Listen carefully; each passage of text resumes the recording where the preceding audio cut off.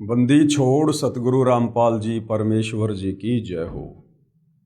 परमपिता परमात्मा सारी सृष्टि के रचनहार कुल मालिक असंख्य ब्रह्मांडों के स्वामी जगत गुरु तीनों लोकों में प्रवेश करके सबका धारण पोषण करने वाले राजाधिराज आत्माधार नाथों के नाथ देवों के देव महादेव सर्वेश्वर महेश्वर मृत्युंजय अजरो अमर आदि अनादि सनातनी प्रभु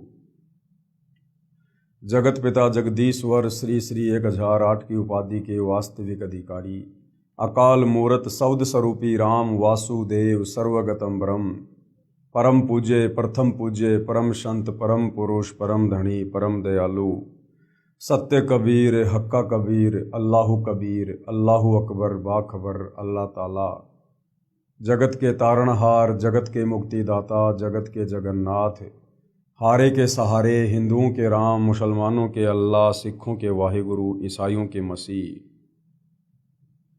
दया के सागर दयानिधि करुणा के सागर करुणानिधि स्वयंभू परिभू संकट मोचन कष्ट हरण मंगल करण दुख भंजन अविगत कबीर निर्विकार निर्विषम परमात्मा अलय अलेख सतगुरु आदि अनादि सतगुरु असली मर्यादा पुरुषोत्तम असली राम असली कृष्ण असली घनश्याम असली मुरारी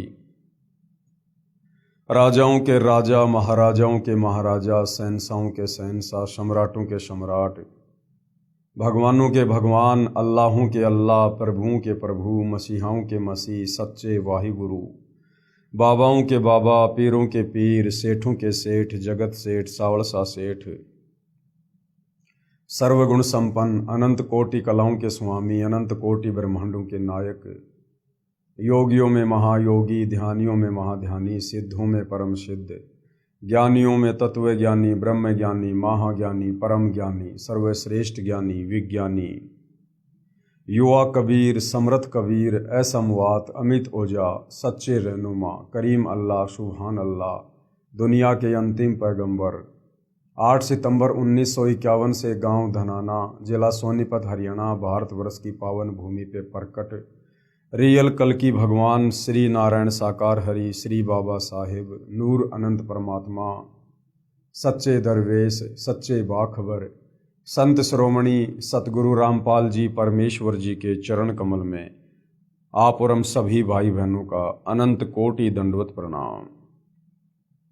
सत्साई भाई और बहनों, बहुत बड़ी दया बहुत बड़ी मेहर पूज्य गुरुदेव भगवान की परमेश्वर रामपाल जी की जो उनके कर कमल से लिखित पवित्र आध्यात्मिक पुस्तक ज्ञान गंगा के ऊपर वीडियो बनाने की श्रृंखला शुरू हुई है। ये पवित्र पुस्तक ज्ञान गंगा सर्व धर्मों के सर्व पवित्र धर्मशास्त्रों से प्रमाणित है। इस पवित्र पुस्तक ज्ञान गंगा को निष्पक्ष होकर धैर्य के साथ रुचि लेकर पढ़ने से पूज्य गुरुदेव भगवान ने आशीर्वाद दिया है कि उस साधक की उस व्यक्ति की 101 पीढ़ी का उद्धार होगा। वो स्वयं तो अपनी आत्मा का कल्याण करवाएगा ही करवाएगा, साथ में उसकी पीढ़ियां भी उसी के पद चिन्हों पर चलती हुई अपनी आत्मा का कल्याण करवाएंगी। और भाई और बहनों, आप और हमें ये मनुष्य जन्म चाहे स्त्री का हो या पुरुष का हो, ये अपनी आत्मा का कल्याण करवाने के लिए ही मिला है, क्योंकि हम यहाँ काल के 21 ब्रह्मांडों में फंसे हुए हैं। आज से पहले सदियों से आप और हमें सृष्टि रचना का ये ज्ञान कोई देने वाला धर्मगुरु नहीं मिला था। रह रहकर परमात्मा कबीर देव तत्वदर्शी संत की भूमिका में इस पृथ्वी पर सतलोक से चलकर आते रहे, हमें समझाते रहे, लेकिन उनकी बातों को हमने अज्ञानी धर्मगुरुओं के अज्ञान से प्रभावित होने के कारण स्वीकार नहीं किया और हम अपनी आत्मा के कल्याण से वंचित रहे। अब भाई और बहनों, पुनः वही कबीर भगवान कबीर परमात्मा कबीर देव सारी सृष्टि का मालिक सर्व ब्रह्मांडों को रचने वाला पुनः आज इस भारतवर्ष की पवित्र भूमि पर सतगुरु रामपाल जी के नाम से तत्वदर्शी संत के रूप में प्रकट है और हमें आत्मा के कल्याण का मार्ग बता रहे हैं।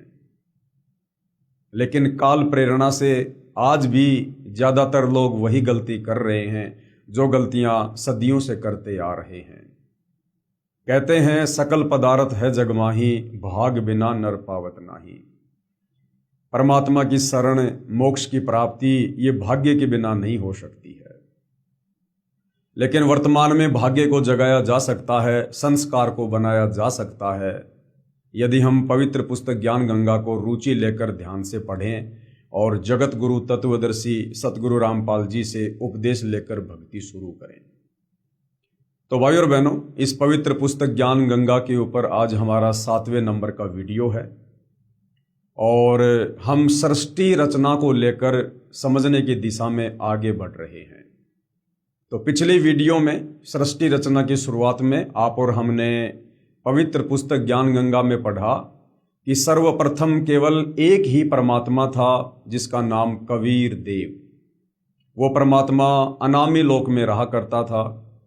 उसके बाद परमात्मा ने नीचे के 3 लोकों की और रचना की, अगम लोक, अलख लोक, सतलोक। और नीचे के 3 लोकों में वो कबीर परमात्मा खुद ही अपने भिन्न भिन्न रूप धारण करके विराजमान हुआ।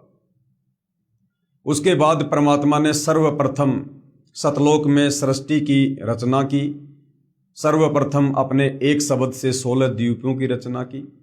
उसके बाद 16 शब्द उच्चारण करके अपने 16 पुत्रों की उत्पत्ति की और सभी अपने पुत्रों को एक एक द्वीप में रहने का आदेश दिया।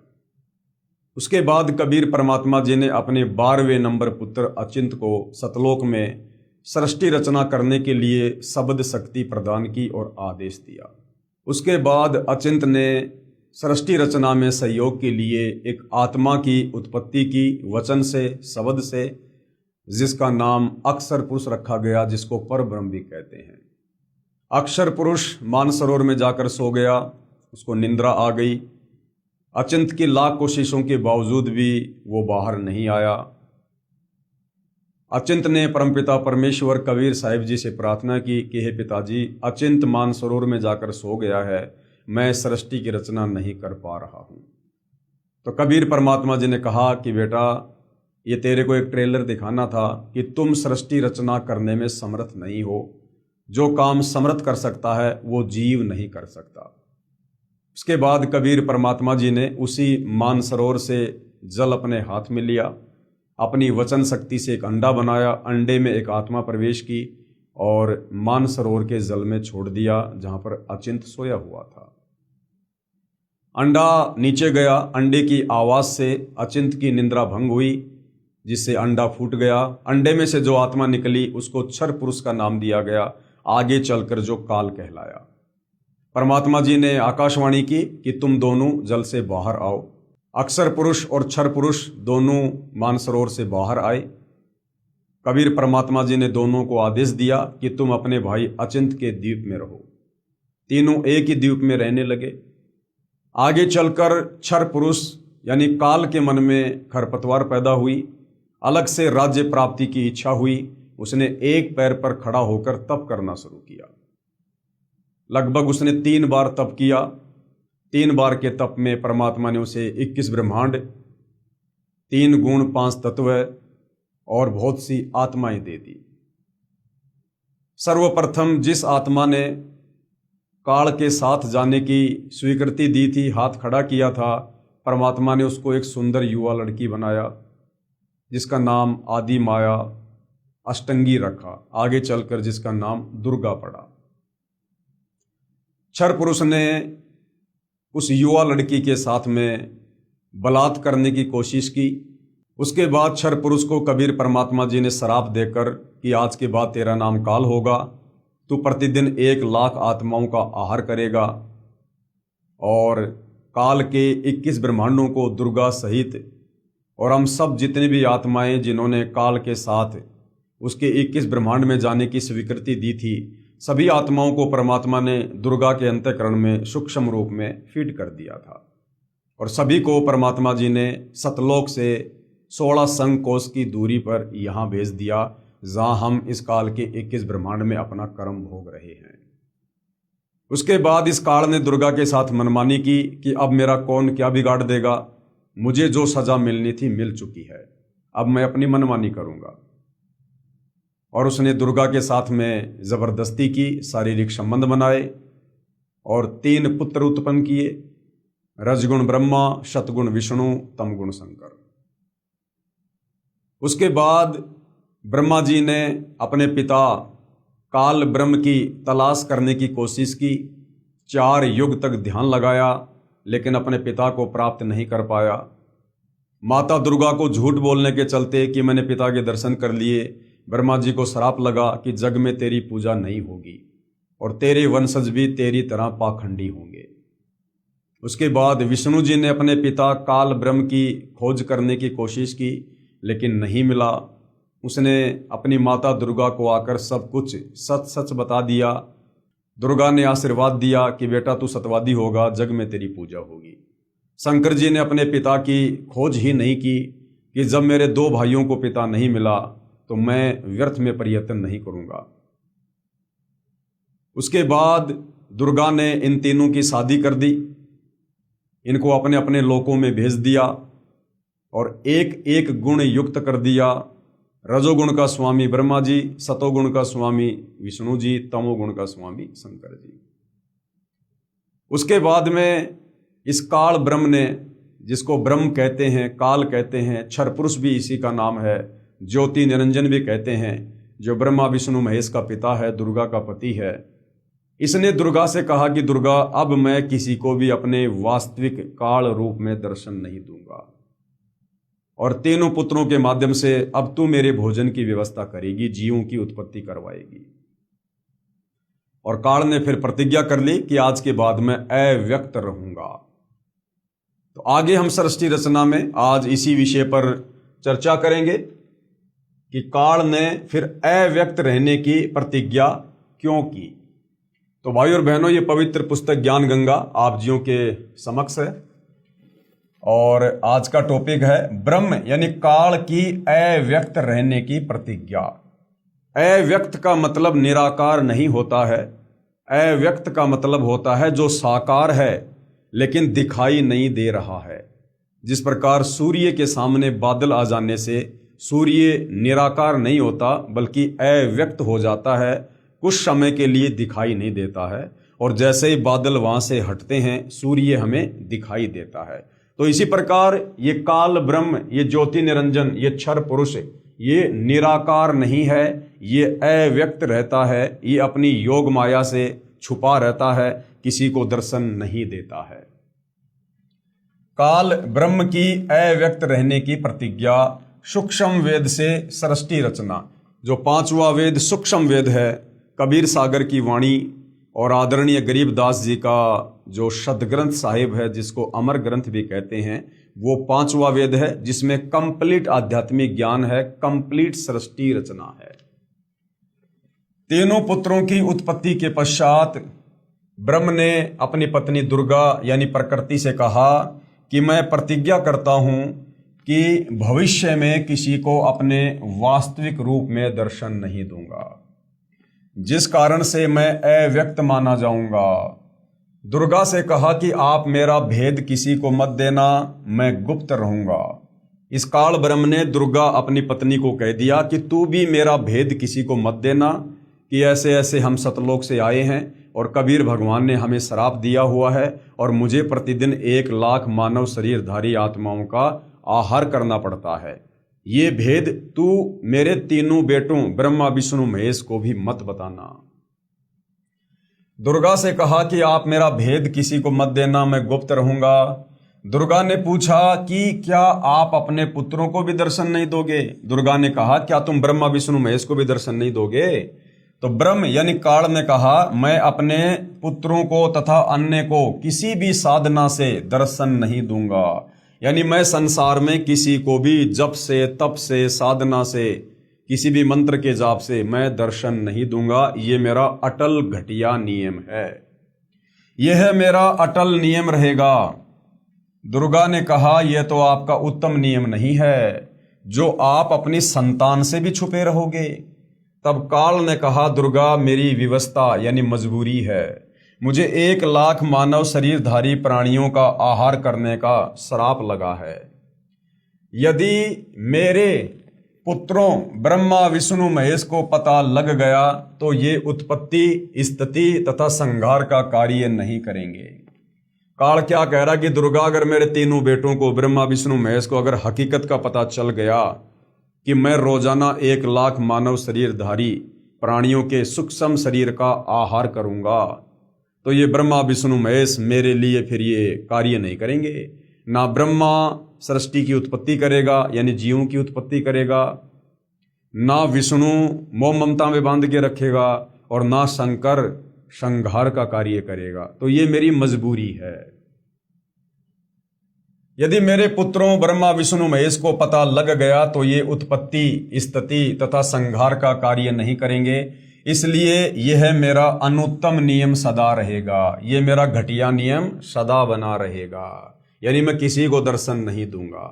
जब ये तीनों कुछ बड़े हो जाएं तो इन्हें सचेत कर देना, मेरे विषय में नहीं बताना, नहीं तो मैं तुझे भी दंड दूंगा। दुर्गा इस डर के मारे वास्तविकता नहीं बताती। ये दुर्गा भी अपने तीनों बेटों ब्रह्मा विष्णु महेश को इस काल, इस ब्रह्म के डर से वास्तविकता नहीं बताती है। अब भाई और बहनों, जो बातें आपको बताई जा रही है सृष्टि रचना के माध्यम से, अब इसका प्रमाण हमारे धर्मशास्त्रों में कहाँ है ताकि हमें विश्वास हो। इसका प्रमाण देखिएगा, गीता अध्याय 7 श्लोक नंबर 24 में कहा है, क्योंकि गीता जी का ज्ञान श्री कृष्ण जी में प्रेत की भांति प्रवेश करके इसी काल ब्रह्म ने, इसी क्षर पुरुष ने दिया। इसी ब्रह्मा विष्णु महेश के पिता दुर्गा के पति इसी काल में गीता जी का ज्ञान दिया, क्योंकि इसने महाभारत का युद्ध करवाना था, इसने जनता को मरवाना था, क्योंकि इसको रोजाना 1,00,000 मानव शरीरधारी प्राणियों के सूक्ष्म शरीर से निकली गंध को, वासना को खाना पड़ता है। इसलिए इस प्रकार के युद्ध ये काल करवाता है। अन्यथा श्री कृष्ण जी युद्ध के पक्ष में नहीं थे। श्री कृष्ण जी तो पांडव और कौरवों के रिश्तेदार थे, और रिश्तेदार कभी युद्ध के पक्ष में नहीं हुआ करते हैं, समझौता करवाया करते हैं। और श्री कृष्ण जी तो 3 बार शांति दूत बनकर युद्ध रुकवाने के लिए दुर्योधन के पास गए थे।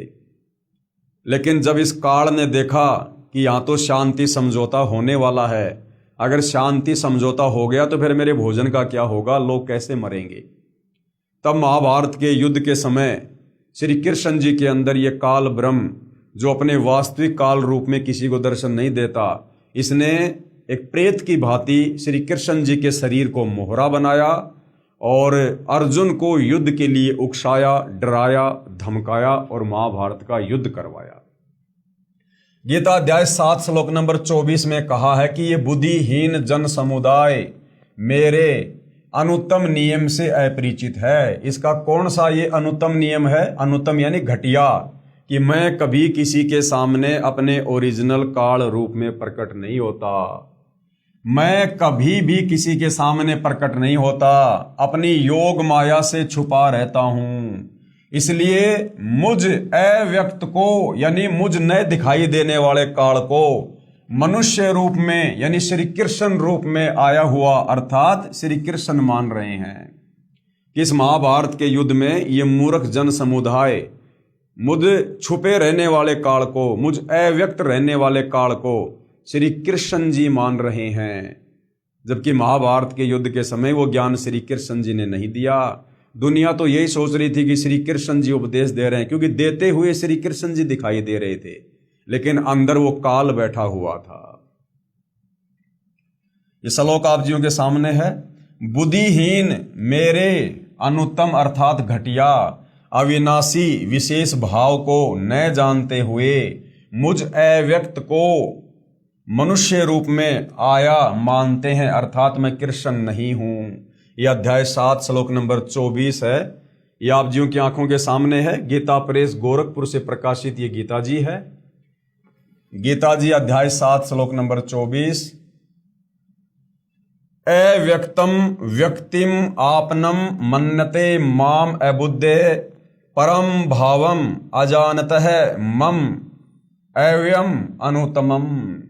इसका हिंदी में सामने बिल्कुल सरलार्थ किया हुआ है, आप जी पढ़े लिखे हैं, देख सकते हैं।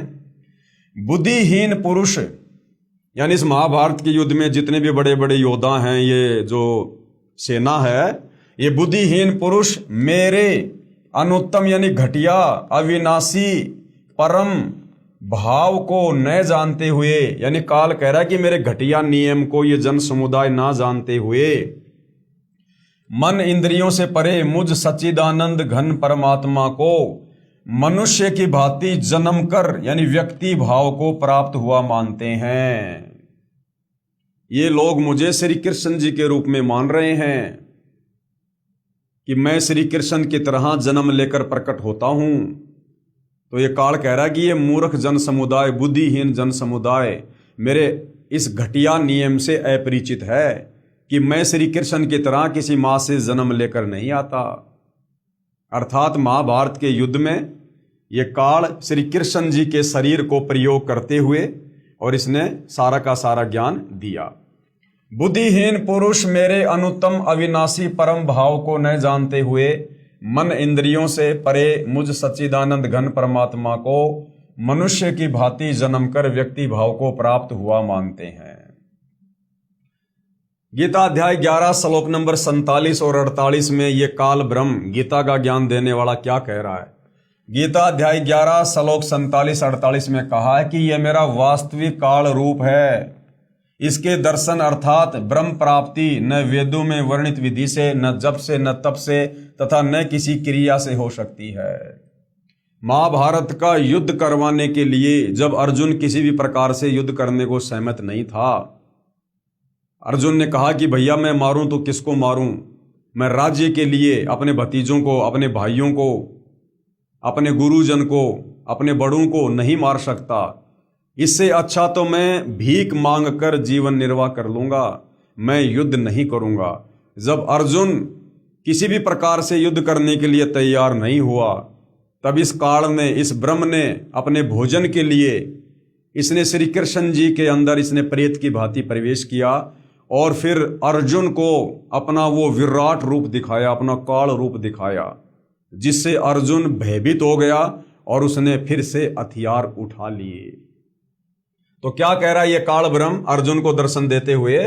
गीता अध्याय 11 श्लोक 47-48 में कहा है कि यह मेरा वास्तविक काल रूप है।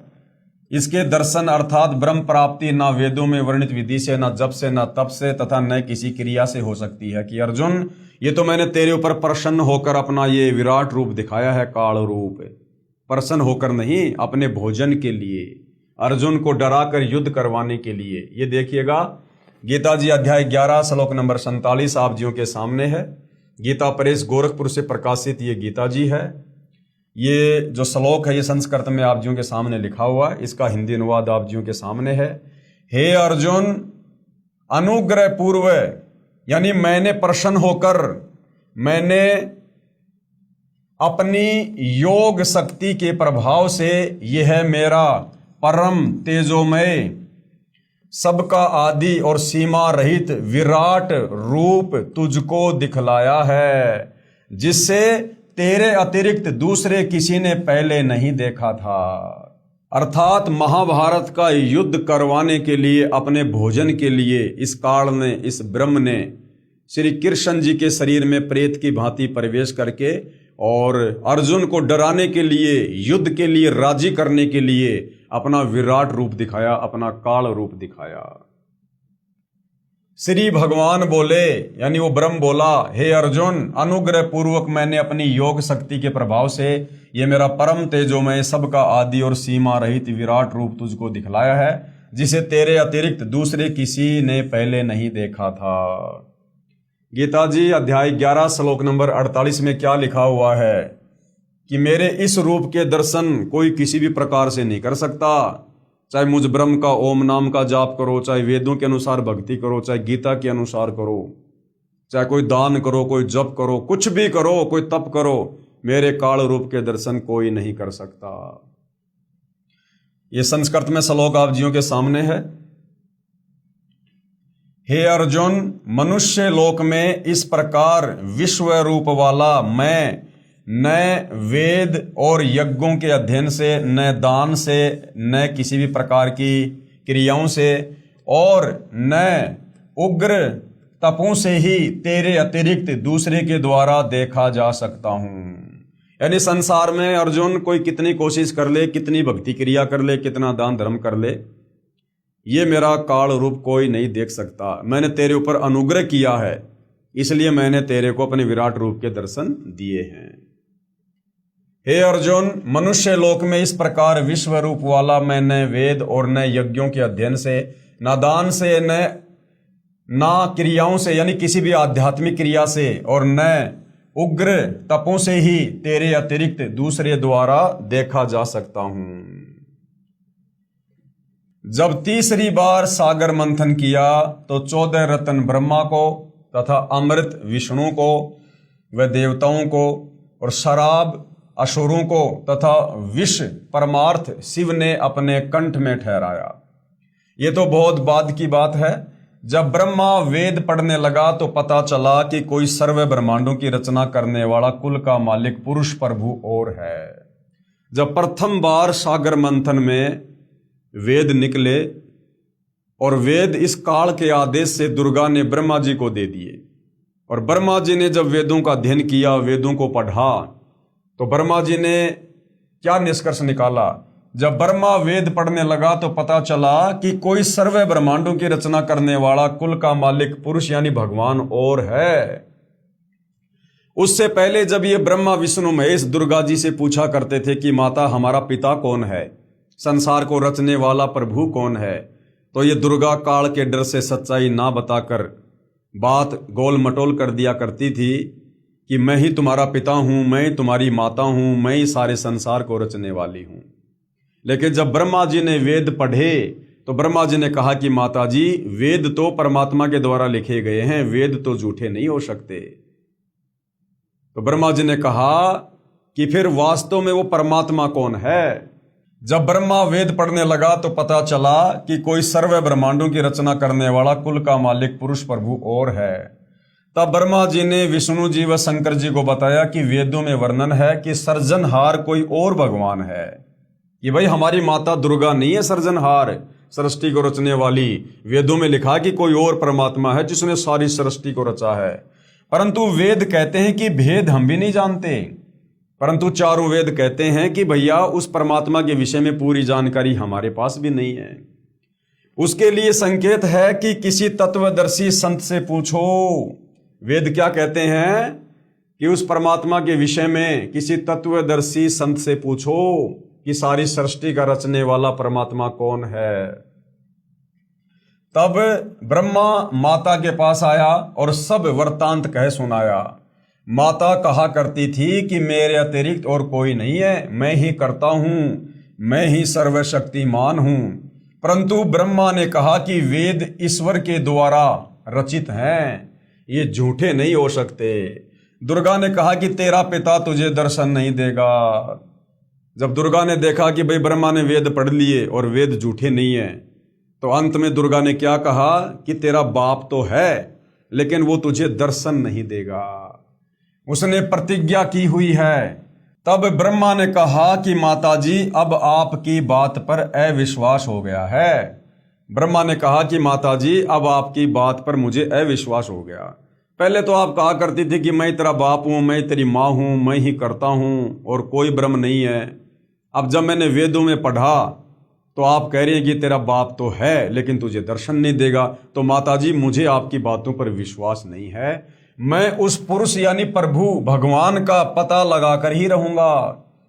दुर्गा ने कहा कि यदि वह तुझे दर्शन नहीं देगा तो तुम क्या करोगे? ब्रह्मा ने कहा कि मैं आपको शक्ल नहीं दिखाऊंगा। दूसरी तरफ ज्योति निरंजन ने कसम खाई है कि मैं अव्यक्त रहूंगा, किसी को दर्शन नहीं दूंगा, अर्थात 21 ब्रह्मांड में कभी भी अपने वास्तविक काल रूप में आकार में नहीं आऊंगा।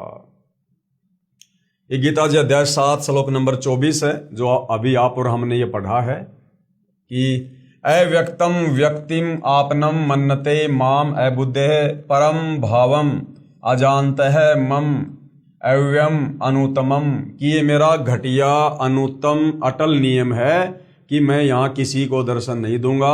और ये मूर्ख बुद्धिहीन जन समुदाय मुझे श्री कृष्ण की तरह माँ के गर्भ से जन्म लेकर आया हुआ मान रहा है।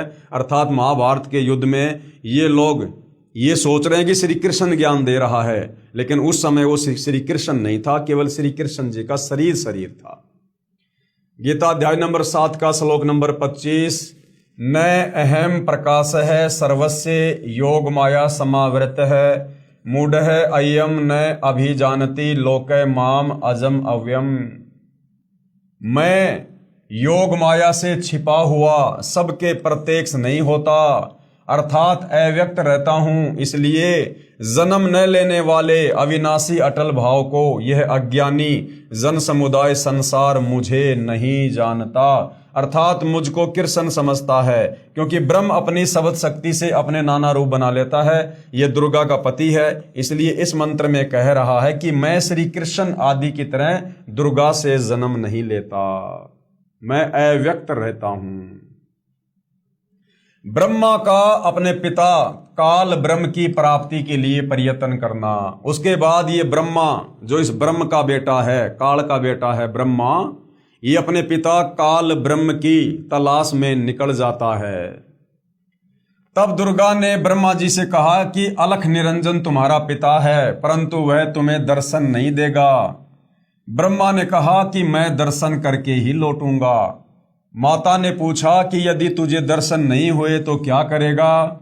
ब्रह्मा ने कहा मैं प्रतिज्ञा करता हूं, यदि पिता के दर्शन नहीं हुए तो मैं आपके समक्ष नहीं आऊंगा, कि अगर मुझे मेरे पिता काल ब्रह्म के अलख निरंजन के दर्शन नहीं हुए तो मैं आपको अपना मुंह नहीं दिखाऊंगा, अपनी शकल नहीं दिखाऊंगा। ब्रह्मा ने प्रतिज्ञा कर ली। ये कहकर ब्रह्मा जी व्याकुल होकर उत्तर दिशा की तरफ चल दिया, जहां अंधेरा ही अंधेरा है। वहां ब्रह्मा ने 4 युग तक ध्यान लगाया, परंतु कुछ भी प्राप्ति नहीं हुई। 4 युग, सतयुग, त्रेता, द्वापर, कलयुग, इतने समय तक ब्रह्मा जी ने ध्यान लगाया। 4 युगों का कुल समय होता है 43,20,000 वर्ष। इतने समय तक ब्रह्मा जी ने ध्यान लगाया, लेकिन इस काल ब्रह्म ने जो प्रतिज्ञा कर रखी है कि मैं किसी भी प्रकार की साधना से, तपस्या से मैं दर्शन नहीं दूंगा। काल ने आकाशवाणी की कि जीव उत्पत्ति क्यों नहीं की।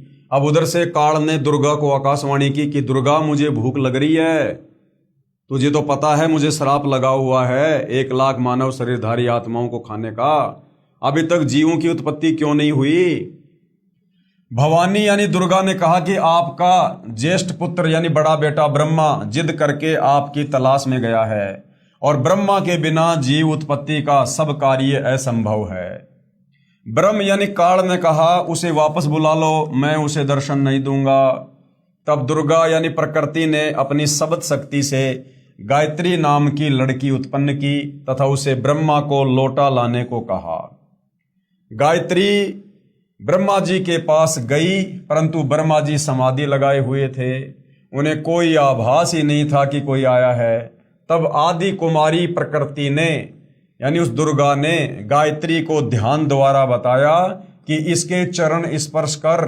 तब गायत्री ने ऐसा ही किया। ब्रह्मा जी का ध्यान भंग हुआ तो क्रोधवश बोले कि कौन पापिन है जिसने मेरा ध्यान भंग कर दिया, मैं तुझे श्राप दूंगा। गायत्री कहने लगी कि मेरा दोष नहीं है, पहले मेरी बात सुनो तब श्राप देना। मेरे को माता ने यानी दुर्गा ने तुम्हें लौटा लाने को कहा है, क्योंकि आपके बिना जीव उत्पत्ति नहीं हो सकती। ब्रह्मा ने कहा कि मैं कैसे जाऊं, पिताजी के दर्शन हुए नहीं, ऐसे जाऊं तो मेरा उपहास होगा यानी मेरा मजाक उड़ाया जाएगा कि तू तो कह रहा था ना जब तक मैं पिताजी के दर्शन नहीं कर लूंगा तब तक वापस नहीं लौटूंगा। यदि माता जी के समक्ष ये कह दे कि ब्रह्मा को पिता यानी ज्योति निरंजन के दर्शन हुए हैं और मैंने अपनी आंखों से देखा है तो मैं आपके साथ चलूं। अब ब्रह्मा जी ने क्या कहा कि गायत्री अगर तू माता दुर्गा जी के सामने मेरी झूठी गवाही दे दे कि मेरी आंखों के सामने ब्रह्मा को उसके पिता ज्योति निरंजन ने ब्रह्म ने दर्शन दिए हैं तो मैं तेरे साथ में चल सकता हूं। यानी भाई और बहनों, झूठ की शुरुआत कहां से हो रही है? सबसे पहला झूठ इस काल ने कि मैं आज के बाद किसी को दर्शन नहीं दूंगा, छुपा रहूंगा। उसके बाद सबसे बड़ा झूठ सृष्टि में बोला इस देवी ने, दुर्गा ने, प्रकृति ने अपने बेटों को इसने हकीकत नहीं बताई, अपने बेटों को भी झूठ बोला कि तुम्हारा कोई बाप नहीं है, मैं ही तुम्हारा बाप हूं। और उसके बाद ये ब्रह्मा, दुर्गा का बड़ा बेटा, ये कह रहा कि तुम मां के सामने झूठी गवाही दे देना गायत्री कि मुझे पिताजी ने दर्शन दे दिए। तब गायत्री ने कहा कि आप मेरे साथ संभोग यानी सेक्स करोगे तो मैं आपकी झूठी साक्षी गवाही भरूंगी। गायत्री ने यह शर्त क्यों रखी कि कल को अगर ब्रह्मा ने कल को कह दिया कि मुझे दर्शन नहीं हुए तो मैं तो झूठी पड़ जाऊंगी, मेरी तो पिटाई हो जाएगी, मुझे तो श्राप लग जाएगा, तो मैं अकेली ना मरूं, साथ में ये ब्रह्मा भी मरे। इसलिए गायत्री ने कहा कि आप मेरे साथ में संभोग करो, रति क्रिया करो, तब मैं आपकी झूठी गवाही दूंगी। और गायत्री ने झूठी गवाही देनी इसलिए भी जरूरी थी क्योंकि उधर से दुर्गा का आदेश था कि किसी भी प्रकार से उसको लेकर आना है। तब गायत्री ने कहा कि आप मेरे साथ संभोग यानी सेक्स करोगे तो मैं आपकी झूठी साक्षी गवाही भरूंगी। तब ब्रह्मा ने सोचा कि पिता के दर्शन हुए नहीं, वैसे जाऊं तो माता के सामने शर्म लगेगी, और चारा नहीं दिखाई दिया। फिर गायत्री से रति क्रिया यानी संभोग किया। तब गायत्री ने कहा कि क्यों ना एक गवाह और तैयार किया जाए ताकि बात थोड़ी मजबूत हो जाए। ब्रह्मा ने कहा बहुत ही अच्छा है। तब गायत्री ने शब्द शक्ति से एक लड़की जिसका नाम पुहुपवती पैदा की तथा उससे दोनों ने कहा कि आप गवाही देना कि ब्रह्मा ने पिता के दर्शन किए हैं। तब पुहुपवती ने कहा कि मैं क्यों झूठी गवाही दूं? हाँ, यदि ब्रह्मा मेरे से रति क्रिया संभोग करे तो गवाही दे सकती हूं। गायत्री ने ब्रह्मा को समझाया, उकसाया कि और कोई चारा नहीं है। तब ब्रह्मा ने पुहुपवती से संभोग किया तो तीनों मिलकर आदि माया यानी प्रकृति के पास आए, दुर्गा के पास। दोनों देवियों ने उपरोक्त शर्त इसलिए रखी थी कि यदि ब्रह्मा माता के सामने हमारी झूठी गवाही को बता देगा तो माता हमें श्राप देगी, इसलिए उसे भी दोषी बना लिया। यहां गरीबदास जी महाराज कहते हैं, दास गरीब यह चूक धुरोधर। आदरणीय गरीबदास जी क्या कह रहे हैं कि भाई ये जो चूक है, ये जो गलती है, ये जो झूठ है, ये ऊपर से चली आ रही है। भावार्थ, इस काल यानी ब्रह्म के लोक में यानी 21 ब्रह्मांड में यह बुराई शुरू से ही है तथा यहां काल के लोक में देवता भी बुराई से अछूते नहीं है। जैसे श्री विष्णु जी ने जालंधर राक्षस की पतिव्रता पत्नी तुलसी के साथ धोखा करके उसके साथ रति क्रिया यानी सेक्स करके उसका पतिव्रता धर्म भंग किया। श्री विष्णु जी जिसकी पूरा जग पूजा करता है नारायण मानकर, एक बार एक जालंधर नाम का राक्षस और उसकी राक्षस सेना और देवताओं के बीच में महासंग्राम छिड़ गया और किसी भी प्रकार से देवता राक्षसों को पराजित नहीं कर पाए। कारण क्या था? जो जालंधर राक्षस था उसकी जो पत्नी थी तुलसी, वो पतिव्रता थी और जब तक उसकी पत्नी का पतिव्रता धर्म कोई भ्रष्ट ना कर दे, ना तोड़ दे, तब तक उस राक्षस को नहीं मारा जा सकता था। सारे देवता फैल हो गए। अंत में सारे देवता मिलकर श्री विष्णु जी के पास में गए और विष्णु जी ने धोखे से, छल से उस जालंधर राक्षस का रूप बनाया और उस तुलसी के पास जाकर शारीरिक संबंध बनाए जिससे उसका पतिव्रता धर्म खंड हुआ और उधर फिर देवताओं ने जालंधर राक्षस का वध किया। तो गरीबदास जी कह रहे हैं कि भैया ये जो झूठा जो सारा खेल है, ये जो गलतियां हैं, ये तो 21 ब्रह्मांड में ऊपर से देवताओं से चली आ रही हैं। उसके बाद भगवान शिव ने भी श्री विष्णु द्वारा मोहिनी रूप धारण करने पर उसके साथ संभोग सेक्स करने के मकसद से उसका हाथ पकड़ा। उसी कारण से श्री शिव का शुक्र यानी वीर्य संकलित हो गया। श्री विष्णु जी अपने वास्तविक रूप में प्रकट हो गए। उसके बाद में श्री शंकर जी ने बड़ी शर्मिंदगी महसूस की। माता दुर्गा द्वारा ब्रह्मा को श्राप देना। अब जब ब्रह्मा जी ने आकर कहा कि मुझे मेरे पिताजी के दर्शन हो गए तो उसके बाद में दुर्गा काल से नाराज हो गई कि तू मेरे को तो कह रहा था कि मैं किसी को दर्शन नहीं दूंगा और तूने अपने बेटे को दर्शन दे दिए। और फिर उसके बाद काल ने आकाशवाणी की कि मैंने तो किसी को कोई दर्शन नहीं दिए, ये सारे के सारे झूठ बोल रहे हैं। फिर दुर्गा ने नाराज होकर ब्रह्मा को श्राप दे दिया और उस गायत्री को और पोहपति को भी श्राप दे दिया। माता दुर्गा द्वारा ब्रह्मा को श्राप देना। अब भाई और बहनों, हमारे बहुत सारे कंसेप्ट यहाँ क्लियर होंगे। आज से पहले तो हमारे नादान धर्म गुरुओं ने, आचार्य शंकराचार्यों ने हमें केवल यही बताया था कि ब्रह्मा विष्णु महेश के माता पिता नहीं हैं, ये अजरो अमर हैं, आदि अनादि हैं, सारी सृष्टि के रचयिता हैं। लेकिन अब सतगुरु रामपाल जी परमेश्वर जी ने आकर शास्त्रों से हकीकत बताई, हकीकत दिखाई। हम पहले सोचा करते थे कि भाई शंकर जी की पूरी दुनिया भक्ति करती है, बहुत सारे मंदिर हैं, विष्णु जी की पूरी दुनिया भक्ति करती है, बहुत सारे मंदिर हैं, ये ब्रह्मा जी की भक्ति कोई क्यों नहीं करता? ये पूरे संसार में एक छोटा सा मंदिर अजमेर के पुष्कर में ही क्यों है ब्रह्मा जी का? बाकी आम घरों में ब्रह्मा जी की भक्ति क्यों नहीं होती है? तो कहीं कोई जवाब हमें नहीं मिलता था धर्म गुरुओं से, क्योंकि उन्हें खुद नहीं पता था। अब सतगुरु रामपाल जी ने सृष्टि रचना के माध्यम से बताया कि ब्रह्मा की भक्ति क्यों नहीं होती है, क्योंकि ब्रह्मा को उसकी माता दुर्गा ने श्राप दे रखा है। माता दुर्गा द्वारा ब्रह्मा को श्राप देना। ब्रह्मा ने वेदों में पढ़ा, यजुर्वेद अध्याय 5 मंत्र 1 में कि अग्ने तनूर अशी, अग्नि यानी परमात्मा, तनु यानी सशरीर, असी मानी है, यानी परमात्मा का तेजोमय शरीर है। अग्ने तनु असी यानी परमेश्वर तेजोमय शरीर युक्त है, यानी वो निराकार नहीं है। विष्णवे तवा सोमस्य तनु अशी, इसका अर्थ है सभी का पालन करने के लिए उस अविनाशी परमात्मा का शरीर है। इसलिए ब्रह्मा ने उन दोनों स्त्रियों को समझा दिया था, गायत्री को और पोहपति को, कि अगर माता जी पूछे ना कि भाई अगर तुम्हारे सामने इस ब्रह्मा को अगर इसके पिता ने दर्शन दिए हैं तो बताओ वो कैसा दिखाई देता है। तो ब्रह्मा ने पहले वेदों से पढ़ लिया था कि परमात्मा सहशरीर है, उसका तेजोमय शरीर है। तो ब्रह्मा ने दोनों लड़कियों को पढ़ा दिया कि अगर माता इस प्रकार की बात पूछ ले तो बता देना कि वो सहशरीर है, तेजोमय शरीर है। कि तुम कहना कि परमात्मा मानव सदृश से, यानी इंसान की तरह दिखाई देने वाला तेजोमय शरीर युक्त है। तब माता ने ब्रह्मा से पूछा, यानी दुर्गा ने फिर ब्रह्मा से पूछा, क्या तुझे तेरे पिता के दर्शन हुए? ब्रह्मा ने कहा, हाँ मुझे पिता के दर्शन हुए हैं, वह मनुष्य सदृश तेजोमय शरीर युक्त है। दुर्गा ने कहा, साक्षी बता, कि कोई गवाह बता। तब ब्रह्मा ने कहा, इन दोनों के सामने साक्षात्कार हुआ। देवी ने उन दोनों लड़कियों से पूछा, क्या तुम्हारे सामने ब्रह्म यानी काल का साक्षात्कार हुआ है?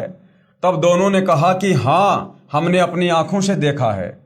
फिर भवानी यानी प्रकृति को संशय हुआ कि मुझे तो उस ब्रह्म ने यानी काल ने कहा था कि मैं किसी को दर्शन नहीं दूंगा, परंतु ये कहते हैं कि दर्शन हुए हैं। तब अष्टंगी यानी 8 भुजा वाली दुर्गा ने ध्यान लगाया और काल यानी ज्योति निरंजन से पूछा कि ये क्या कहानी है? ज्योति निरंजन जी ने कहा कि ये तीनों झूठ बोल रहे हैं। काल ने कहा कि दुर्गा ये तीनों झूठ बोल रहे हैं। तब माता ने कहा कि तुम झूठ बोल रहे हो। दुर्गा ने कहा उन तीनों से कि तुम झूठ बोल रहे हो, आकाशवाणी हुई है कि इन्हें कोई दर्शन नहीं हुए। ये बात सुनकर ब्रह्मा ने कहा कि माता जी, मैं सौगंध खाकर पिता की तलाश करने गया था, परंतु पिता यानी ब्रह्म के दर्शन नहीं हुए और आपके पास आने में शर्म लग रही थी, इसलिए हमने झूठ बोल दिया। तब माता दुर्गा ने कहा, अब मैं तुम्हें श्राप दूंगी। दुर्गा गुस्से में हो गई और दुर्गा ने कहा कि ब्रह्मा, अब मैं तेरे को श्राप दूंगी। अब भाई और बहनों, दुर्गा जी ने ब्रह्मा जी को क्या श्राप दिया, जिस कारण से जगत में ब्रह्मा जी की भक्ति कोई नहीं करता। ब्रह्मा को श्राप, तेरी पूजा जग में नहीं होगी, आगे तेरे वंशज होंगे वे बहुत पाखंड करेंगे। यानी ब्रह्मा, आगे जो तेरे वंशज होंगे, जो ब्राह्मण होंगे, धर्म गुरु होंगे, जो पंडित होंगे, ये जो जाति से पंडित और ब्राह्मण हैं, इनकी बात नहीं हो रही। आध्यात्मिक क्षेत्र में जो धर्म शास्त्रों के आधार से जनता का मार्गदर्शन करता है, जो गुरु पद पर होता है, उसको असल में पंडित कहते हैं, ब्राह्मण कहते हैं, धर्म गुरु कहते हैं। क्योंकि ब्रह्मा जी को 4 वेद दिए गए और ब्रह्मा जी ने फिर आगे वो वेद और वेदों का ज्ञान अपने वंशजों को दिया, जैसे मनु को दिया, मनु ने फिर आगे अपने वंशजों को दिया। तो दुर्गा ने श्राप दिया कि तेरे वंशज भी, यानी जो ब्राह्मण जो गुरु पद पर होंगे ना, वो भी तेरे जैसे पाखंडी होंगे, झूठे होंगे। ब्रह्मा को श्राप, तेरी पूजा जगत में नहीं होगी, आगे तेरे वंशज होंगे, वे बहुत पाखंड करेंगे, झूठी बात बनाकर जगत को ठगेंगे, ऊपर से तो कर्म कांड करते दिखाई देंगे, अंदर से विकार करेंगे, कथा पुराणों को पढ़कर सुनाया करेंगे, लेकिन स्वयं को ज्ञान नहीं होगा कि सदग्रंथों में वास्तविकता क्या है। फिर भी मानवश तथा धन प्राप्ति के लिए गुरु बनकर अनुयायियों को लोकवेद यानी शास्त्र विरुद्ध दंत कथा सुनाया करेंगे। देवी देवों की पूजा करके तथा करवा के दूसरों की निंदा करके कष्ट पर कष्ट उठाएंगे। जो उनके अनुयायी होंगे उनको परमार्थ नहीं बताएंगे, दक्षिणा के लिए जगत को गुमराह करते रहेंगे, अपने आप को सबसे श्रेष्ठ मानेंगे, दूसरों को नीचा समझेंगे। तो ये श्राप दुर्गा जी ने ब्रह्मा जी को दिया। जब माता के मुख से ये सुना तो ब्रह्मा मूर्छित हो गया, ब्रह्मा जी कोमा में चले गए और जमीन पर गिर गया। बहुत समय उपरांत होश में आया। उसके बाद दुर्गा ने उन दोनों लड़कियों को भी श्राप दिया। गायत्री को क्या श्राप दिया? तेरे कई सांड पति होंगे, तू मृतलोक में गाय बनेगी, यानी इस पृथ्वी पर तू गाय बनेगी और कई कई सांड तेरे पति होंगे। पोहपवती को क्या श्राप दिया? तेरी जगह गंदगी में होगी, तेरे फूलों को कोई पूजा में काम नहीं लेगा, इस झूठी गवाही के कारण तुझे ये नरक भोगना पड़ेगा, तेरा नाम केवड़ा केतकी होगा। हरियाणा में कुशोंदी कहते हैं, यह गंदगी यानी कुरड़ियों वाली जगह पर होती है। तो तीनों को दुर्गा ने श्राप दे दिया। इस प्रकार तीनों को श्राप देकर माता भवानी यानी दुर्गा बहुत पछताई। इस प्रकार पहले तो जीव बिना सोचे मन यानी काल निरंजन के प्रभाव से गलत कार्य कर देता है, परंतु जब आत्मा यानी सत्य पुरुष के अंश के प्रभाव से उसे ज्ञान होता है तो पीछे पछताना पड़ता है। जिस प्रकार माता पिता अपने बच्चों को छोटी सी गलती के कारण ताड़ते हैं गुस्से में आकर, परंतु बाद में बहुत पछताते हैं, यही प्रक्रिया मन यानी काल निरंजन के प्रभाव से सभी जीवों में क्रियावान हो रही है। हाँ, यहाँ एक बात विशेष है कि निरंजन यानी काल ब्रह्म ने भी अपना कानून बना रखा है। सत का राज धर्म राय करही, अपना किया सबे दंड भरही। इस काल ब्रह्म ने भी अपना कानून बना रखा है कि यदि कोई जीव किसी दुर्बल जीव को सताएगा उसे उसका बदला देना पड़ेगा। जब आदि भवानी यानी उस प्रकृति देवी ने, अष्टंगी ने यानी दुर्गा ने जब ब्रह्मा, गायत्री और पोहपवती को श्राप दिया तो अलख निरंजन यानी काल ब्रह्म ने कहा कि हे भवानी, हे प्रकृति, अष्टंगी, दुर्गा, ये आपने अच्छा नहीं किया। अब मैं यानी काल निरंजन आपको श्राप देता हूं। फिर इस काल ने भी दुर्गा को श्राप दे दिया। और क्या श्राप दिया? कि द्वापर युग में तेरे भी 5 पति होंगे। अर्थात ये जो द्रौपदी थी ये आदि माया का अवतार हुई। इस काल के श्राप के चलते जो द्रौपदी थी वो द्वापर युग में, जिस द्रौपदी के कारण महाभारत का युद्ध हुआ, जिसने दुर्योधन को टोंट कसा था कि अंधों की संतान अंधी होती है, द्रौपदी जो 5 पांडवों की सांजली पत्नी थी, वो कौन थी? वो दुर्गा थी, दुर्गा का अवतार थी वो। तो काल ने क्या श्राप दिया कि द्वापर युग में तेरे भी 5 पति होंगे। द्रौपदी ही आदि माया यानी दुर्गा का अवतार हुई। जब यह आकाशवाणी सुनी तो आदि माया ने कहा कि हे ज्योति निरंजन काल, मैं तेरे वश पड़ी हूं, जो चाहे सो कर ले। दुर्गा ने क्या सोचा कि भैया मैंने सतलोक में गलती कर दी बहुत बड़ी, सबसे पहले हाथ ऊपर करके तेरे साथ आने की स्वीकृति देके, अपने पिता कबीर भगवान से धोखा करके, अब तू जो चाहे सो कर भाई, ये हमारी मजबूरी है। अब सृष्टि रचना में दुर्गा जी के अन्य नामों का बार बार लिखने का उद्देश्य है कि पुराणों, गीता तथा वेदों में प्रमाण देखते समय भ्रम उत्पन्न नहीं होगा। जैसे गीता अध्याय 14 श्लोक 3 और 4 में काल ब्रह्म ने कहा है कि प्रकृति तो गर्भ धारण करने वाली सब जीवों की माता है और मैं उसके गर्भ में बीज स्थापित करने वाला पिता हूं।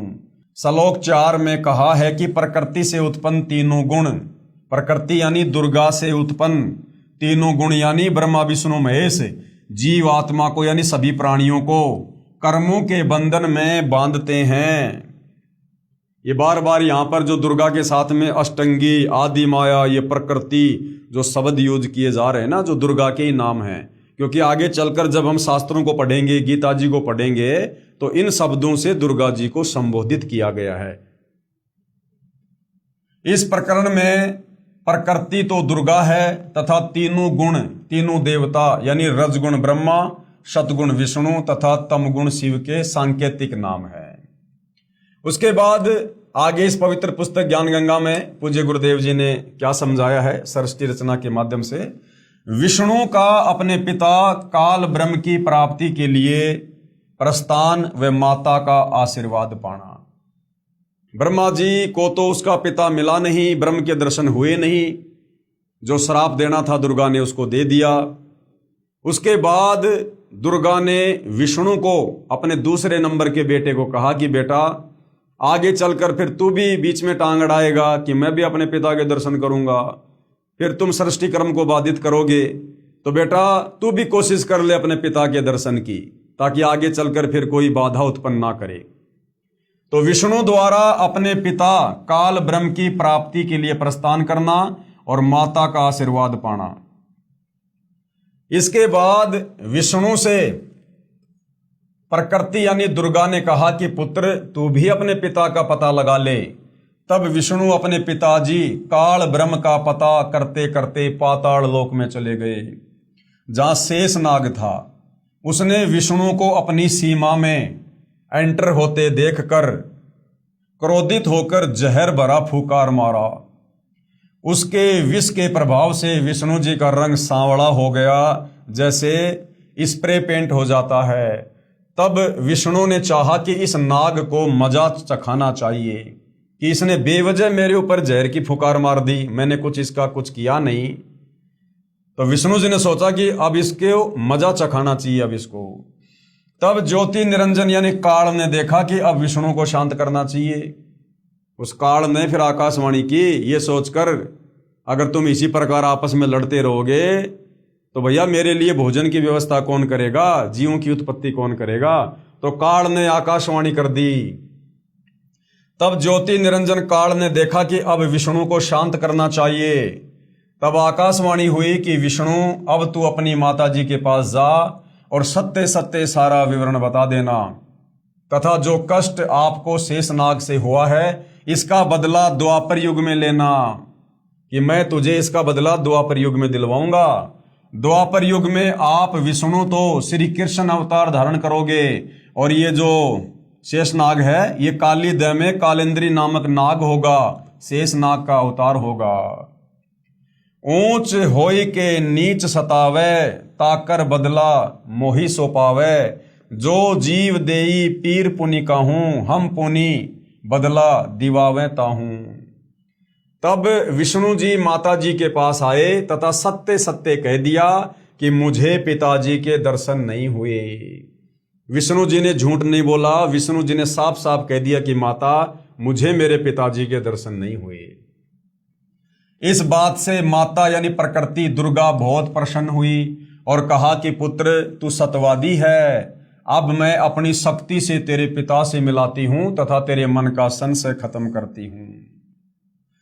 कबीर परमात्मा जी क्या कहते हैं, कबीर देख पुत्र तो ही पिता भिटाऊं, कि बेटा विष्णु मैं तुझे तेरे पिता के दर्शन करवाती हूं और तेरे मन का धोखा मिटाऊं। मन स्वरूप करता कह जानो, कि ये मन ही काल है, मन ते दूजा और न मानो। इस मन के अलावा और मत समझ कि कोई तेरा बाप है, कोई भगवान है। स्वर्ग पाताल दौर मन केरा, मन अस्थिर मन है अनेरा, निरंकार मन ही को कहिए, मन ही आस निस दिन रहिए। देखूं पलटी शून्य में ज्योति, जहां पर झिलमिल झालर ज्योति होती। इस प्रकार माता यानी अष्टंगी प्रकृति यानी दुर्गा ने विष्णु से कहा कि मन ही जग का करता है, यही ज्योति निरंजन है, ध्यान में जो 1000 ज्योतियां नजर आती है वही उसका असली रूप है। जो शंख घंटा आदि का बाजा सुना ये महास्वर्ग में निरंजन का ही बज रहा है। तब माता यानी अष्टंगी प्रकृति ने कहा कि हे पुत्र, तुम सब देवों के सरताज हो और तेरी हर कामना व कार्य मैं पूर्ण करूंगी। तेरी पूजा सर्व जग में होगी।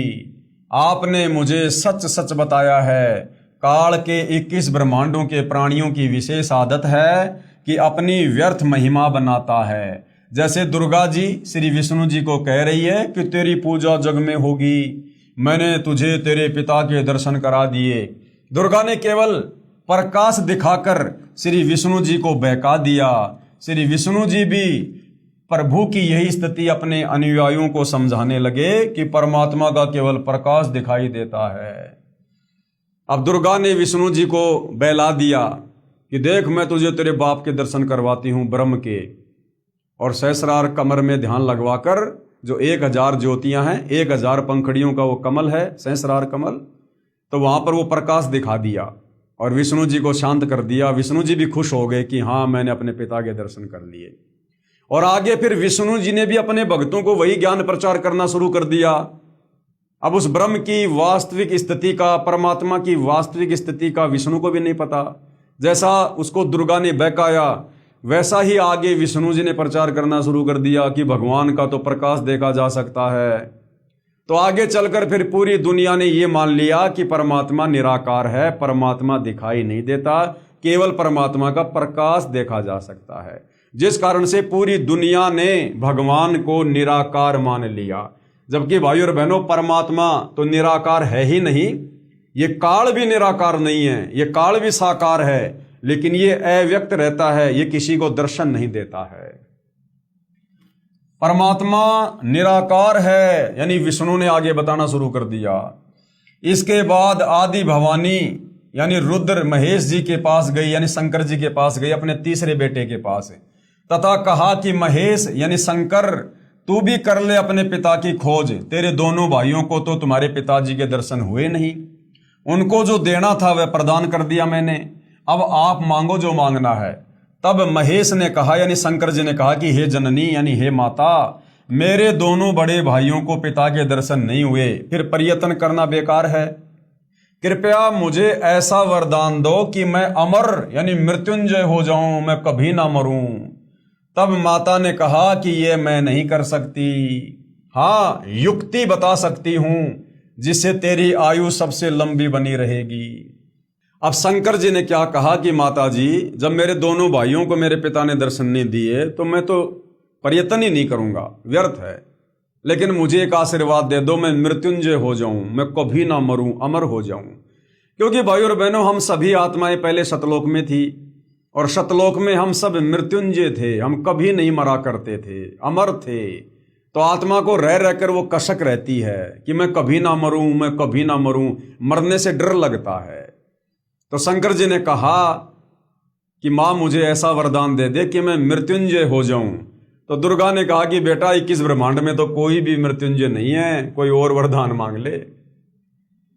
तो दुर्गा ने क्या कहा कि बेटा मैं तुझे एक युक्ति बता सकती हूं जिससे तेरी आयु सबसे ज्यादा लंबी बनी रहेगी। विधि योग समाधि है, यानी तू बहुत ज्यादा समाधि लगाया कर, अपने श्वासों को रोक कर तू समाधि अवस्था में रहा कर। क्योंकि भाई और बहनों, हम सबका शरीर चाहे देवता हो, चाहे हम स्त्री पुरुष हों, चाहे हम मनुष्य हों, ये जो शरीर है ये श्वासों से चलता है। जितनी ज्यादा श्वासें बर्बाद होंगी उतनी जल्दी हमारी मृत्यु होगी। तो दुर्गा ने शंकर जी को विधि बता दी कि तू समाधि में रहकर श्वासों का कम से कम प्रयोग किया कर, इससे तेरी उम्र लंबी हो जाएगी। इसलिए महादेव यानी शंकर जी ज्यादातर समाधि में ही रहते हैं। इस प्रकार माता यानी अष्टंगी प्रकृति ने, दुर्गा ने तीनों पुत्रों को विभाग बांट दिए। कौन कौन से विभाग बांट दिए? रजगुण विभाग ब्रह्मा जी को दे दिया, सतगुण विभाग विष्णु जी को और तमगुण शंकर जी को। भगवान ब्रह्मा जी को काल लोक में 184 के चोले यानी शरीर रचने बनाने का अर्थात रजोगुण प्रभावित करके संतान उत्पत्ति के लिए विवश करके जीव उत्पत्ति कराने का विभाग प्रदान किया। जितने भी प्राणी 21 ब्रह्मांड में तीनों लोकों में, पृथ्वीलोक, स्वर्गलोक, पाताल लोक में जितने भी प्राणी हैं, चाहे गधा, कुत्ता, सुअर, स्त्री, पुरुष, जो बच्चे पैदा करने की जो इच्छा जागृत होती है, विषय वासना, काम वासना, संभोग करने की, सेक्स करने की, ये ब्रह्मा जी के रजोगुण के दबाव के कारण होती है। तो रजोगुण का जो विभाग था वो दुर्गा ने श्री ब्रह्मा जी को दे दिया और भगवान विष्णु जी को इन जीवों के पालन पोषण कर्म अनुसार करने तथा मोह ममता उत्पन्न करके स्थिति बनाए रखने का विभाग दिया और आपस में एक दूसरे को मोह ममता में बांध के रखने का जो शतोगुण का विभाग है, ये मेरा खेत, ये मेरी प्रॉपर्टी, ये मेरा प्लॉट, एक एक इंच जमीन के लिए लोग मुकदमा कर देते हैं, लड़ मरते हैं, भाई भाई को मार देता है। तो ये जो मोह ममता है, जो ये संपत्ति के प्रति, अपने बेटा बेटी के प्रति, ये श्री विष्णु जी के सतोगुण के प्रभाव के कारण है, जो दुर्गा ने इसको विष्णु जी को दिया। भगवान विष्णु जी को इन जीवों के पालन पोषण करने तथा मोह ममता उत्पन्न करके स्थिति बनाए रखने का विभाग दिया। फिर तीसरे भगवान शंकर जी को क्या दिया? महादेव को संहार करने का विभाग प्रदान किया, यानी लोगों को मार मार के अपने पिता काल के पास भेजने का डिपार्टमेंट है। क्योंकि इनके पिता निरंजन को, काल को, ब्रह्म को 1 लाख मानव शरीरधारी जीव प्रतिदिन खाने पड़ते हैं। यहां पर मन में एक प्रश्न उत्पन्न होगा कि ब्रह्मा, विष्णु तथा शंकर जी से उत्पत्ति, स्थिति और संहार कैसे होता है? ये तीनों तो अपने अपने लोक में रहते हैं ऊपर, तो गुरुदेव भगवान कैसे समझा रहे हैं कि ऊपर के लोक में बैठकर भी ये नीचे के लोकों के जीवों को कैसे प्रभावित करते हैं। जैसे आजकल संचार प्रणाली को, यानी जो हम लोग बात करते हैं मोबाइल से, जैसे आजकल संचार प्रणाली को चलाने के लिए उपग्रहों को ऊपर आसमान में छोड़ा जाता है और वे नीचे पृथ्वी पर संचार प्रणाली को चलाते हैं।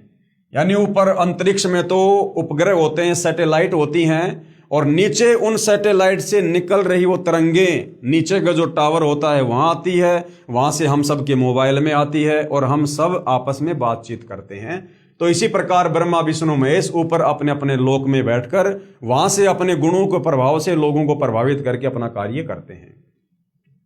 ठीक इसी प्रकार ये तीनों देव जहां भी रहते हैं, इनके शरीर से निकलने वाले सूक्ष्म गुण की तरंगें तीनों लोकों में अपने आप हर प्राणी पर प्रभाव बनाए रखते हैं। दूसरा उदाहरण गुरुदेव ने दिया, जैसे हम अपने घर में रहते हैं और घर में 3 कमरे हैं और रसोई में माता बहनें खाना बनाती हैं, और जब वो सब्जी में छोकन लगाती हैं तो दूसरे कमरे में बैठे व्यक्तियों को भी ऑटोमेटिक छींक आना शुरू हो जाती है। क्योंकि छोकन कहाँ लगा? रसोई में। रसोई में छोकन लगने से मिर्च की जो सूक्ष्म जो वो तरंगे थी वो दूसरे कमरे में बैठे व्यक्तियों को भी प्रभावित कर रही हैं, उनको भी छींक आ रही है, वो छींकने के लिए विवश हो रहे हैं। इसी प्रकार ब्रह्मा, विष्णु, महेश ऊपर अपने अपने लोकों में बैठकर और अपने अपने जो गुण हैं, रजगुण, सतगुण, तमगुण, इसका प्रभाव तीनों लोकों में बनाए हुए हैं और पूरे प्राणी तीनों गुणों के विवश रहते हैं।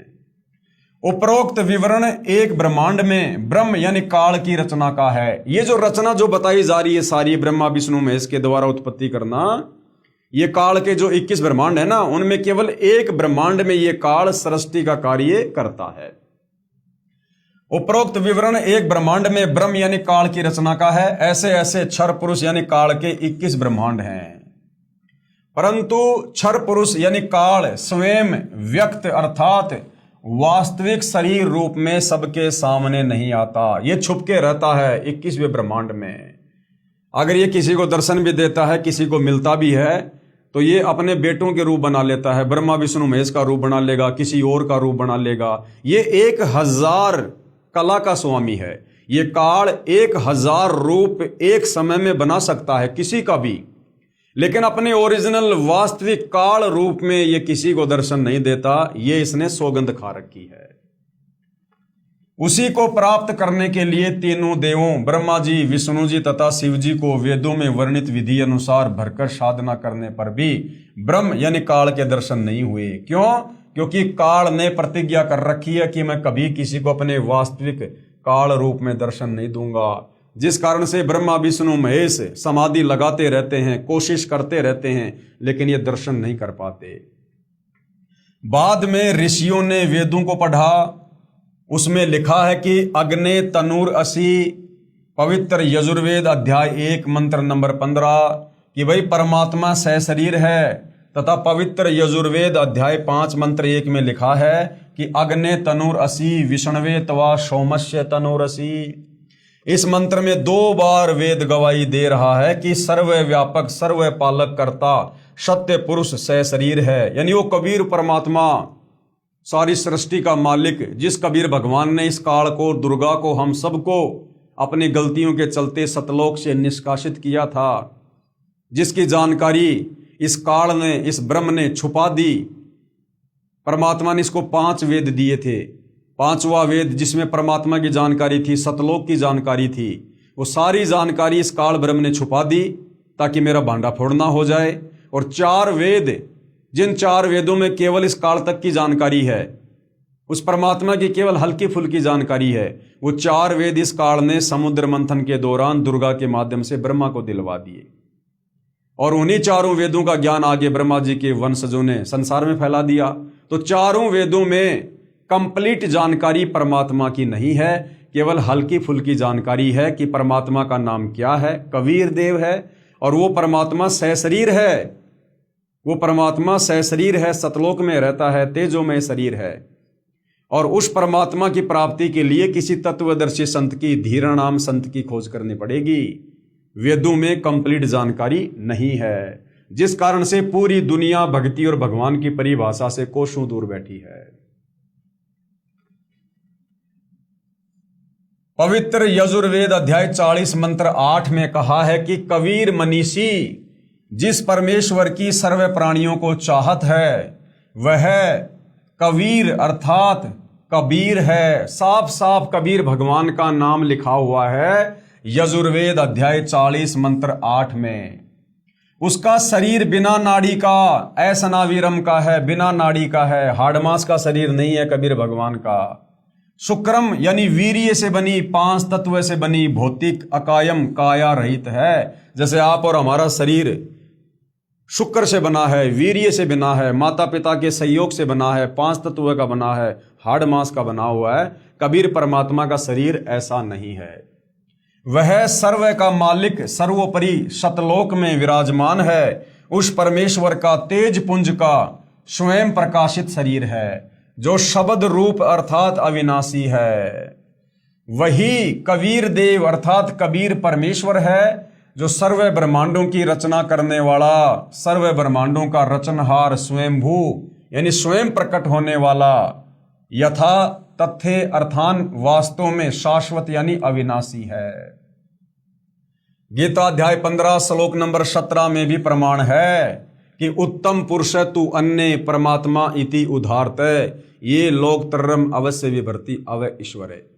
गीता अध्याय 15 श्लोक नंबर 16 में 2 भगवानों की जानकारी है, क्षर पुरुष और अक्षर पुरुष की। क्षर पुरुष ये काल और अक्षर पुरुष 7 संग ब्रह्मांड का स्वामी। उसके बाद गीता अध्याय 15 श्लोक नंबर 17 में कहा है कि जो उत्तम पुरुष है, यानी जो सर्वश्रेष्ठ भगवान है, परमात्मा है, वो तो गीता अध्याय 15 श्लोक 16 में बताए गए दोनों भगवानों से अलग है, क्षर और अक्षर पुरुष से अलग है, जो तीनों लोकों में प्रवेश करके सबका पालन पोषण करता है, जिसने सारे ब्रह्मांडों को रचा है। भावार्थ है कि पूर्ण ब्रह्म का शरीर का नाम कबीर यानी कबीर देव है। पूर्ण ब्रह्म, ये काल भी अपने आप को क्या कहता है? ब्रह्म। और एक होता है पूर्ण ब्रह्म, पूर्ण ब्रह्म यानी वास्तव में परमात्मा, जबकि काल को केवल क्या कहते हैं? ब्रह्म, क्योंकि इसने भी अपने आप को ब्रह्म साबित कर दिया जीवों को धोखा देने के लिए, जबकि इसका वास्तव में नाम है ज्योति निरंजन। तो पूर्ण ब्रह्म का मतलब है कबीर भगवान, कंप्लीट परमात्मा।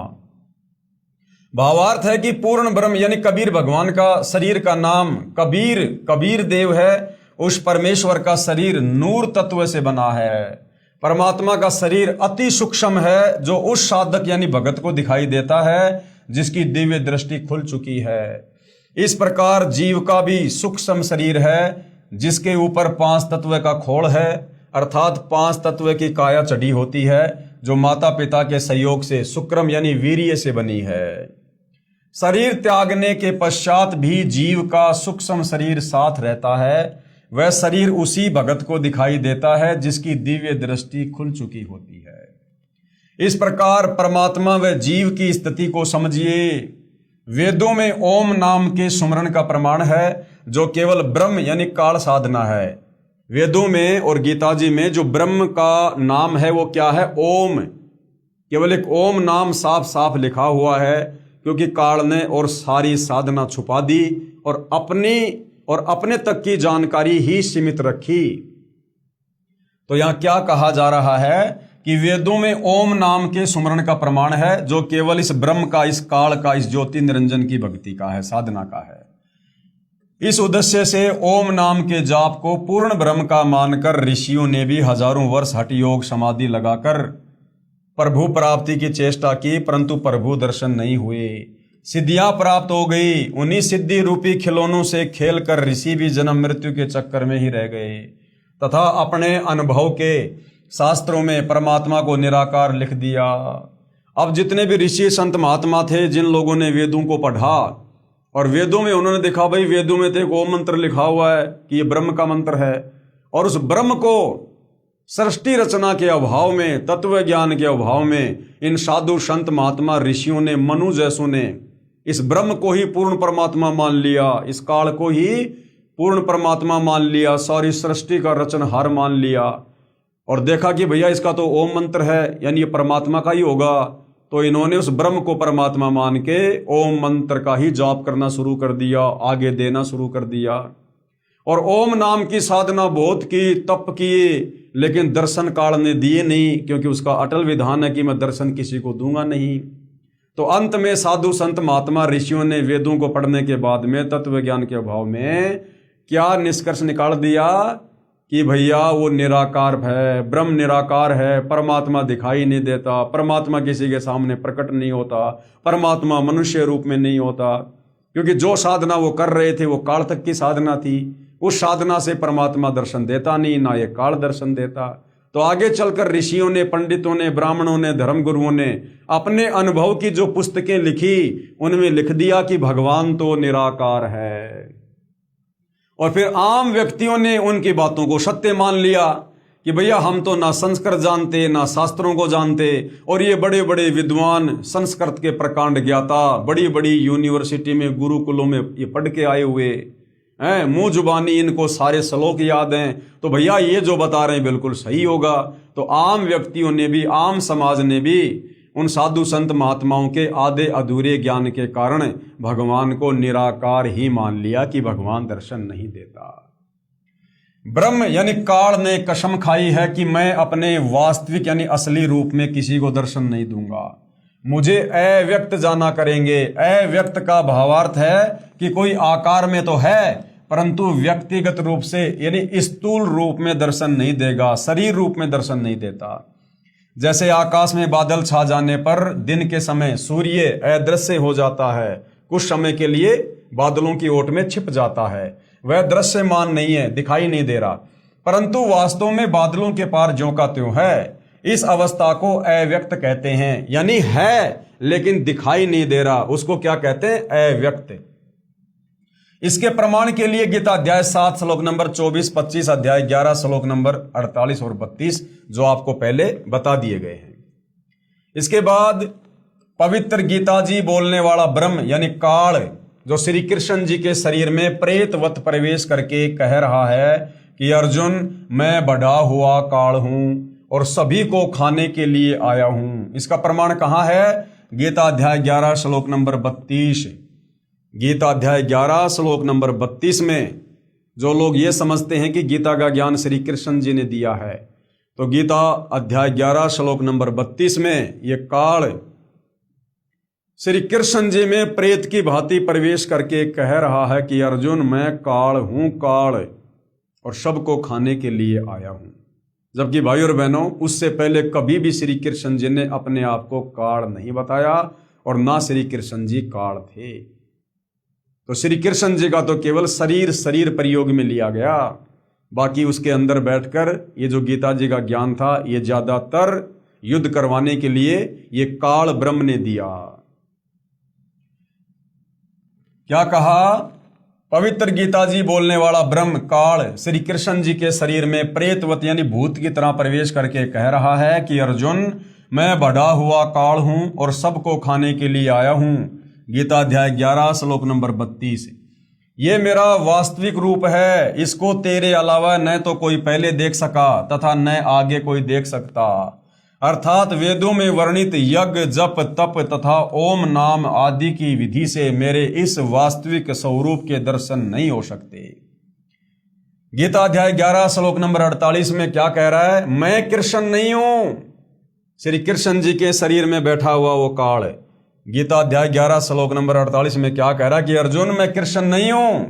ये मूर्ख लोग कृष्ण रूप में मुझ अव्यक्त को व्यक्त यानी मनुष्य रूप मान रहे हैं, क्योंकि ये मेरे घटिया नियम से अपरिचित हैं कि जो मैंने सौगंध खा रखी है ना कि मैं किसी को काल रूप में दर्शन नहीं दूंगा। इन लोगों को नहीं पता कि मैं कभी वास्तविक इस काल रूप में सबके सामने नहीं आता, अपनी योग माया यानी सिद्धि शक्ति से छुपा रहता हूं। गीता अध्याय 7 श्लोक नंबर 24 और 25 का सारांश है ये। अब गुरुदेव कह रहे हैं, विचार करो, अपने छुपे रहने वाले विधान को स्वयं अश्रेष्ठ अनुत्तम क्यों कह रहा है? यदि पिता अपनी संतान को भी दर्शन नहीं देता तो उसमें कोई त्रुटि है। यदि बाप अपने बेटा बेटियों को दर्शन ना दे और उनसे छुप के रहे, इसका मतलब उस बाप में कोई कमी है, कोई त्रुटि है, कोई भयंकर गलती कर रखी है जो उसको शर्म आ रही है। तो इस काल ने भाई और बहनों सतलोक में बहुत भयंकर गलती की थी। दुर्गा के साथ में बलात्कार करने का प्रयास किया था, अपने पिता कबीर भगवान के साथ में धोखा किया था, जिस कारण से कबीर भगवान ने इसको श्राप दिया और इसको सतलोक से निष्कासित कर दिया, जिस कारण से ये अपने तीनों बेटे ब्रह्मा विष्णु महेश को भी दर्शन नहीं देता। यदि पिता अपने संतान को भी दर्शन नहीं देता तो उसमें कोई त्रुटि है, जिस कारण से छुपा है तथा सुविधाएं भी प्रदान कर रहा है। काल ब्रह्म को श्रापवश 1,00,000 मानव शरीरधारी प्राणियों का आहार करना पड़ता है तथा 25% प्रतिदिन जो ज्यादा उत्पन्न होते हैं उन्हें ठिकाने लगाने के लिए तथा कर्म भोग का दंड देने के लिए 84 लाख योनियों की रचना की हुई है। ये दुर्गा के माध्यम से प्रतिदिन 1,00,000 मानव शरीरधारी प्राणियों का भोजन करता है और प्रतिदिन दुर्गा के माध्यम से 1,25,000 जीवों की उत्पत्ति करवाता है। अब रोजाना 1,25,000 की उत्पत्ति क्यों होती है भाई और बहनों? क्योंकि 1,00,000 तो ये खा जाता है। और 1,25,000 की उत्पत्ति क्यों हो रही है? क्योंकि बाकी कुछ जीव फिर अपना कर्म दंड भोगने के लिए 1,84 योनियों में डालने पड़ते हैं, गधे कुत्ते सूअर कीट पतंग बनाने पड़ते हैं। तो उसकी क्षतिपूर्ति करने के लिए इसको 25% एक्स्ट्रा पैदा करवाने पड़ते हैं ताकि 1,00,000 ये खाता रहे। यदि सबके सामने बैठकर किसी की बेटी, किसी की पत्नी, किसी के बेटे, माता पिता को खाएगा तो सबको ब्रह्म से घृणा हो जाए तथा जब भी कभी पूर्ण परमात्मा कबीर अग्नि, कबीर देव, कबीर परमात्मा स्वयं आए या अपना कोई संदेश वाहक दूत भेजे तो सभी प्राणी सत भक्ति करके काल के जाल से निकल जाएंगे। ये दर्शन क्यों नहीं देता? ये 21वें ब्रह्मांड में उस ब्रह्मलोक में छुपकर क्यों खाता है जीवों को प्रतिदिन 1,00,000 को? अगर ये सबके सामने बैठकर खाने लग जाए तो सबको पता चल जाएगा कि भैया ये तो काल है और ये तो 1,00,000 को रोजाना खाता है। इसीलिए अपने तीनों बेटों के माध्यम से इसने यहाँ पर ये सृष्टि का कार्य शुरू कर रखा है। ये तो आप और हमारी खेती करवा रहा है। खेती यहाँ पर जैसे किसान गेहूं की खेती करता है अपने लिए, अपने परिवार के लिए, उसी प्रकार ये काल तो हम जीवों की रजगुण ब्रह्मा के माध्यम से काम वासना से उकसाकर ये हमारी कोई यहाँ पर खेती कर रहा है अपने भोजन के लिए, तो सबको पता चल जाएगा। और जब कभी परमात्मा यानी परमात्मा तो आते रहते हैं सतलोक से यहाँ चलकर तत्वदर्शी संत के रूप में, तो जब वो कबीर भगवान यहाँ आए और हमें ये सारी राम कहानी बताए, सृष्टि रचना कि ये काल क्यों है, क्यों खाता है, क्यों आया यहाँ पर, क्यों तुम जन्म रहे हो, मर रहे हो, क्यों तुम्हारा कभी बेटा मर जाता, कभी बेटी मर जाती है, क्यों इस काल को रहम नहीं आता जिसको तुम भगवान मानकर पूज रहे हो? क्या भगवान किसी का बेटा बेटी मारता है क्या? अकाल मौत करता है क्या? तो सब जीवों को राम कहानी समझ में आ जाएगी सृष्टि रचना सुनकर। तो सारे के सारे इस काल की जेल से बाहर निकलने का प्रयास करेंगे और तत्वदर्शी संत की शरण में आकर अपनी आत्मा का कल्याण करवा लेंगे। और सारे जीव 21 ब्रह्मांड से बाहर चले जाएंगे तो फिर यहां पर काल क्या खाएगा? इसलिए काल को डर है, इसलिए ये 21वें ब्रह्मांड में बैठकर अकेला खाता है और किसी को भेद नहीं लगने देता। फिर इसका भेद स्वयं वो कबीर भगवान शतलोक से चलकर पृथ्वी लोक पर तत्वदर्शी संत के रूप में प्रकट होकर अपना तत्व ज्ञान देकर सृष्टि रचना के माध्यम से खुद ही बताता है, जो आज सतगुरु रामपाल जी बता रहे हैं। इसलिए धोखा देकर रखता है तथा पवित्र गीता अध्याय 7 श्लोक 18, 24, 25 में अपनी साधना से होने वाली मुक्ति यानी गति को भी अनुतमाम यानी अति अश्रेष्ठ घटिया बता रहा है तथा अपने विधान नियम को भी अनुत्तम अश्रेष्ठ कहा है। गीता अध्याय 7 श्लोक नंबर 18 में ये काल अपनी साधना को भी, ओम नाम की भक्ति को भी घटिया अनुतमाम कह रहा है कि भैया मेरी ओम नाम की साधना करके तुम कहाँ जाओगे? ब्रह्मलोक में जाओगे। ब्रह्मलोक में थोड़े बहुत दिन सुख भोग लोगे, फिर तुम्हारा जब वो पुण्य समाप्त होगा, भक्ति कमाई खर्च होगी, फिर तुम्हें नीचे आना पड़ेगा, नरक में भी जाना पड़ेगा, जन्म मरण के चक्कर में भी आना पड़ेगा, गधा कुत्ता सुअर लक 84 में भी जाना पड़ेगा। इसलिए काल गीता अध्याय 7 श्लोक नंबर 18 में अपनी खुद की ब्रह्म साधना को भी अनुतमाम अश्रेष्ठ घटिया बता रहा है कि मेरी भक्ति से भी जन्म मरण का रोग समाप्त नहीं हो सकता, तुम सतलोक नहीं जा सकते। इसलिए धोखा देकर रखता है तथा पवित्र गीता अध्याय 7 श्लोक 18, 24, 25 में अपनी भक्ति यानी ओम नाम की साधना से होने वाली मुक्ति यानी उस गति को भी अनुतमाम यानी अति अश्रेष्ठ कहा है तथा अपने विधान यानी मैं कभी किसी को दर्शन नहीं दूंगा, अपने नियम को भी अनुत्तम यानी अश्रेष्ठ कहा है। प्रत्येक ब्रह्मांड में बने ब्रह्मलोक में एक महास्वर्ग बनाया है। इस काल ने महास्वर्ग में एक स्थान पर नकली सतलोक बना रखा है, नकली अलख लोक बना रखा है, नकली अगम लोक तथा नकली अनामी लोक की रचना प्राणियों को धोखा देने के लिए प्रकृति यानी दुर्गा आदि माया द्वारा करवा रखी है। यानी इस काल ने भी अपने 21 ब्रह्मांड में इसने सतलोक की डुप्लीकेट रचना करवा रखी है जीवों को धोखा देने के लिए। अनामी लोक, अगम लोक, अलख लोक, सतलोक, ये नकली लोक बनवा रखे हैं। कबीर साहिब का एक शब्द है, कर नैनो दीदार महल में प्यारा है। उसमें वाणी है कि काया भेद किया निर्वारा, ये सब रचना पिंड मंझारा है। माया अविगत जाल पसारा, सो कारीगर भार्या है। आदि माया की नी चतुराई और झूठी बाजी पिंड दिखाई। अविगत रचना रची अंडमाही, वाका प्रतिबिंब डारा है। काया भेद किया निर्वारा और ये सब रचना पिंड मंझारा, एक ब्रह्मांड की रचना इस काल ने शरीर में करवा रखी है। और माया अविगत जाल पसारा और दुर्गा के माध्यम से, ब्रह्मा विष्णु महेश के माध्यम से अपना पूरा जाल फैला रखा है काल ने जीवों को फंसाने के लिए। सो कारीगर भारा है, ये जो काल है ये भी भयंकर कारीगर है। आदि माया की नी चतुराई, इस दुर्गा ने चतुराई कर रखी है, झूठी बाजी पिंड दिखाई। नकली शतलोक, नकली अगम लोक, नकली अनामी लोक की रचना इस एक ब्रह्मांड में इस काल ने दुर्गा के माध्यम से जीवों को फंसाने के लिए करवा रखी है। अविगत रचना रची अंडमाही, वाका प्रतिबिंब डारा है। एक ब्रह्मांड में अन्य लोकों की भी रचना है, जैसे श्री ब्रह्मा जी का लोक, श्री विष्णु जी का लोक, श्री शिव जी का लोक, जहां पर बैठकर तीनों प्रभु यानी ब्रह्मा विष्णु महेश नीचे के 3 लोकों स्वर्ग लोक, इंद्र का लोक, पृथ्वी लोक तथा पाताल लोक पर एक ब्रह्मांड का ये चित्र है भाइयों और बहनों, पूरा यहां पर गुरुदेव भगवान ने बनाकर समझा रखा है। ये एक ब्रह्मांड का पूरा चित्र इस काल में दुर्गा के माध्यम से सेट जो है ये करवा रखा है।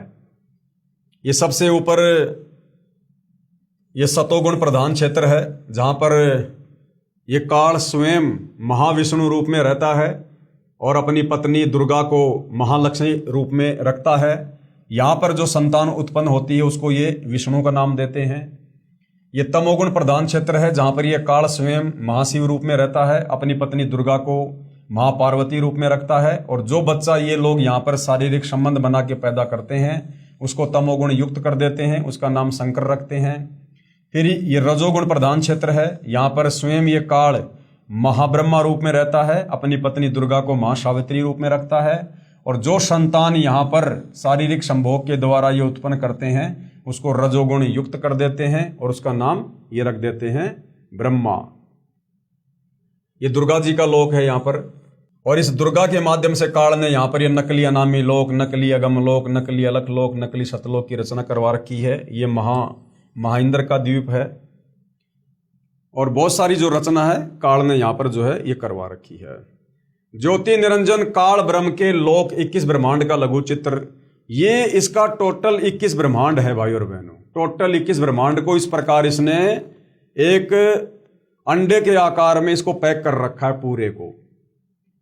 ये टोटल इसके 21 ब्रह्मांड है, 21 ब्रह्मांड है। 21 ब्रह्मांडों को टोटल इस काल ने कैद किया हुआ है। और 21 ब्रह्मांडों को इसने किस प्रकार से सेट कर रखा है? इसने 4 महाब्रह्मांड बनाए। ये 4 महाब्रह्मांड काल ने बनाए। ये 4 जो आप देख रहे हो ना, ये अंडे की आकृति, ये काल ने 4 महाब्रह्मांड बनाए। और एक महाब्रह्मांड में इसने 5 ब्रह्मांडों को सेट कर दिया। इसके पास में टोटल कितने ब्रह्मांड है? 21 ब्रह्मांड है। तो इसने एक महाब्रह्मांड में 5 ब्रह्मांड सेट कर दिए इस प्रकार से। तो इसके 20 ब्रह्मांड तो यहां पर 4 महाब्रह्मांडों में सेट हो गए इनमें। और फिर इसने एक महाब्रह्मांड जितनी जगह इसने सबसे ऊपर अपने स्वयं के रहने के लिए जो है इसने जो है सुरक्षित रख ली। यानी इसके 20 ब्रह्मांड तो इन 4 महाब्रह्मांडों में आ गए, और एक ब्रह्मांड इसने खुद के लिए यहां पर अपना सेट कर लिया जिस पर यह स्वयं रहता है। इसके अलावा जहां पर कोई नहीं जा सकता है इसकी मर्जी के बिना, इसकी आज्ञा के बिना। और यहां पर इसने नकली अनामी लोक, नकली अगम लोक, नकली अलख लोक, नकली सतलोक की रचना कर ली जीवों को धोखा देने के लिए। और इस तरफ इसने 12 अचिंत भक्तों का निवास स्थान बना लिया। अभी काल ने अपने 21वें ब्रह्मांड के पास में ये 4 लोक क्यों बनाए? इसने धोखा देने के लिए, अनामी लोक, अगम लोक, अलख लोक, शतलोक। जब तत्वदर्शी संत रूप में कबीर भगवान इस धरती पर प्रकट होते हैं, अपना ज्ञान देते हैं, विशेषकर ये कलयुग की बिचली पीढ़ी का समय जो आप और हमें नसीब है, जिस समय हम पूर्ण भक्ति का पूर्ण कोर्स करके सतलोक जा सकते हैं, वास्तव में मोक्ष प्राप्त कर सकते हैं। तो इस समय कबीर भगवान स्वयं आते हैं तत्वदर्शी संत के रूप में, जैसे वर्तमान में सतगुरु रामपाल जी के नाम से आए हुए हैं। तो वर्तमान में गुरुदेव हमें भक्ति का कंप्लीट कोर्स दे रहे हैं, प्रथम नाम, शतनाम, सार नाम, सब कुछ।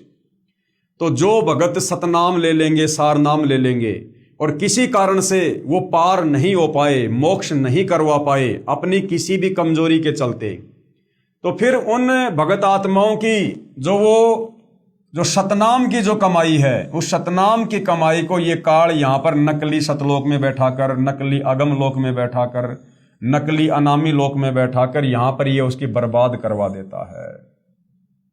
और यहाँ पर जो 12 ये भक्तों का जो निवास है, यहाँ पर ये विशेष 12 आत्माओं को रिजर्व में रखता है।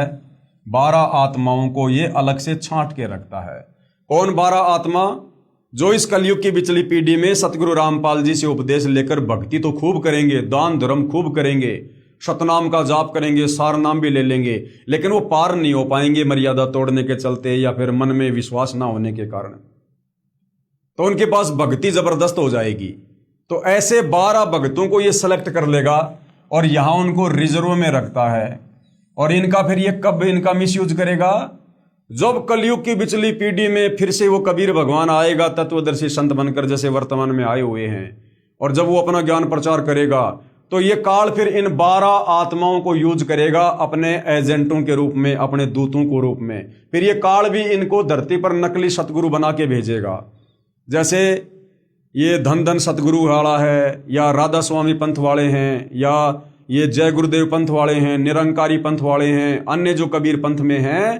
फिर इस प्रकार इन भक्तों को, जिनके पास भक्ति खूब होती है, ये फिर यहाँ पर परमात्मा के विरोध में, यहाँ पर परमात्मा के इस ज्ञान में मिलावट करने के लिए और अपना अज्ञान फैलाने के लिए, फिर ये काल इन 12 आत्माओं को सतगुरु बनाकर, पूर्ण गुरु बनाकर, और यहां इस काल के लोक में भेज देता है अपने एजेंट बनाकर। तो ये इसका 21 ब्रह्मांड का पूरा एक चित्र बनाकर गुरुदेव भगवान ने हमें दिया है। एक विभाग के मालिक बनकर प्रभुता करते हैं कौन? ये ब्रह्मा विष्णु महेश एक एक विभाग के मालिक बनकर यहां पर तीनों लोकों में ये राज करते हैं। रजगुण ब्रह्मा, सतगुण विष्णु, तमगुण शंकर। तथा अपने पिता काल के खाने के लिए प्राणियों की उत्पत्ति, स्थिति तथा संहार का कार्यभार संभालते हैं। ये ब्रह्मा विष्णु महेश तो मैनेजर हैं इस काल के भोजन का प्रबंध हो रहा है। यानी भाई और बहनों, ये काल इस 21 ब्रह्मांड में कोई बिजनेस नहीं कर रहा, इसको कोई मतलब नहीं है। इसने जो गलती सतलोक में की थी, इसको श्राप लगा कि तू प्रतिदिन 1 लाख मानव शरीरधारी प्राणियों के सूक्ष्म शरीर से निकली वासना खाएगा।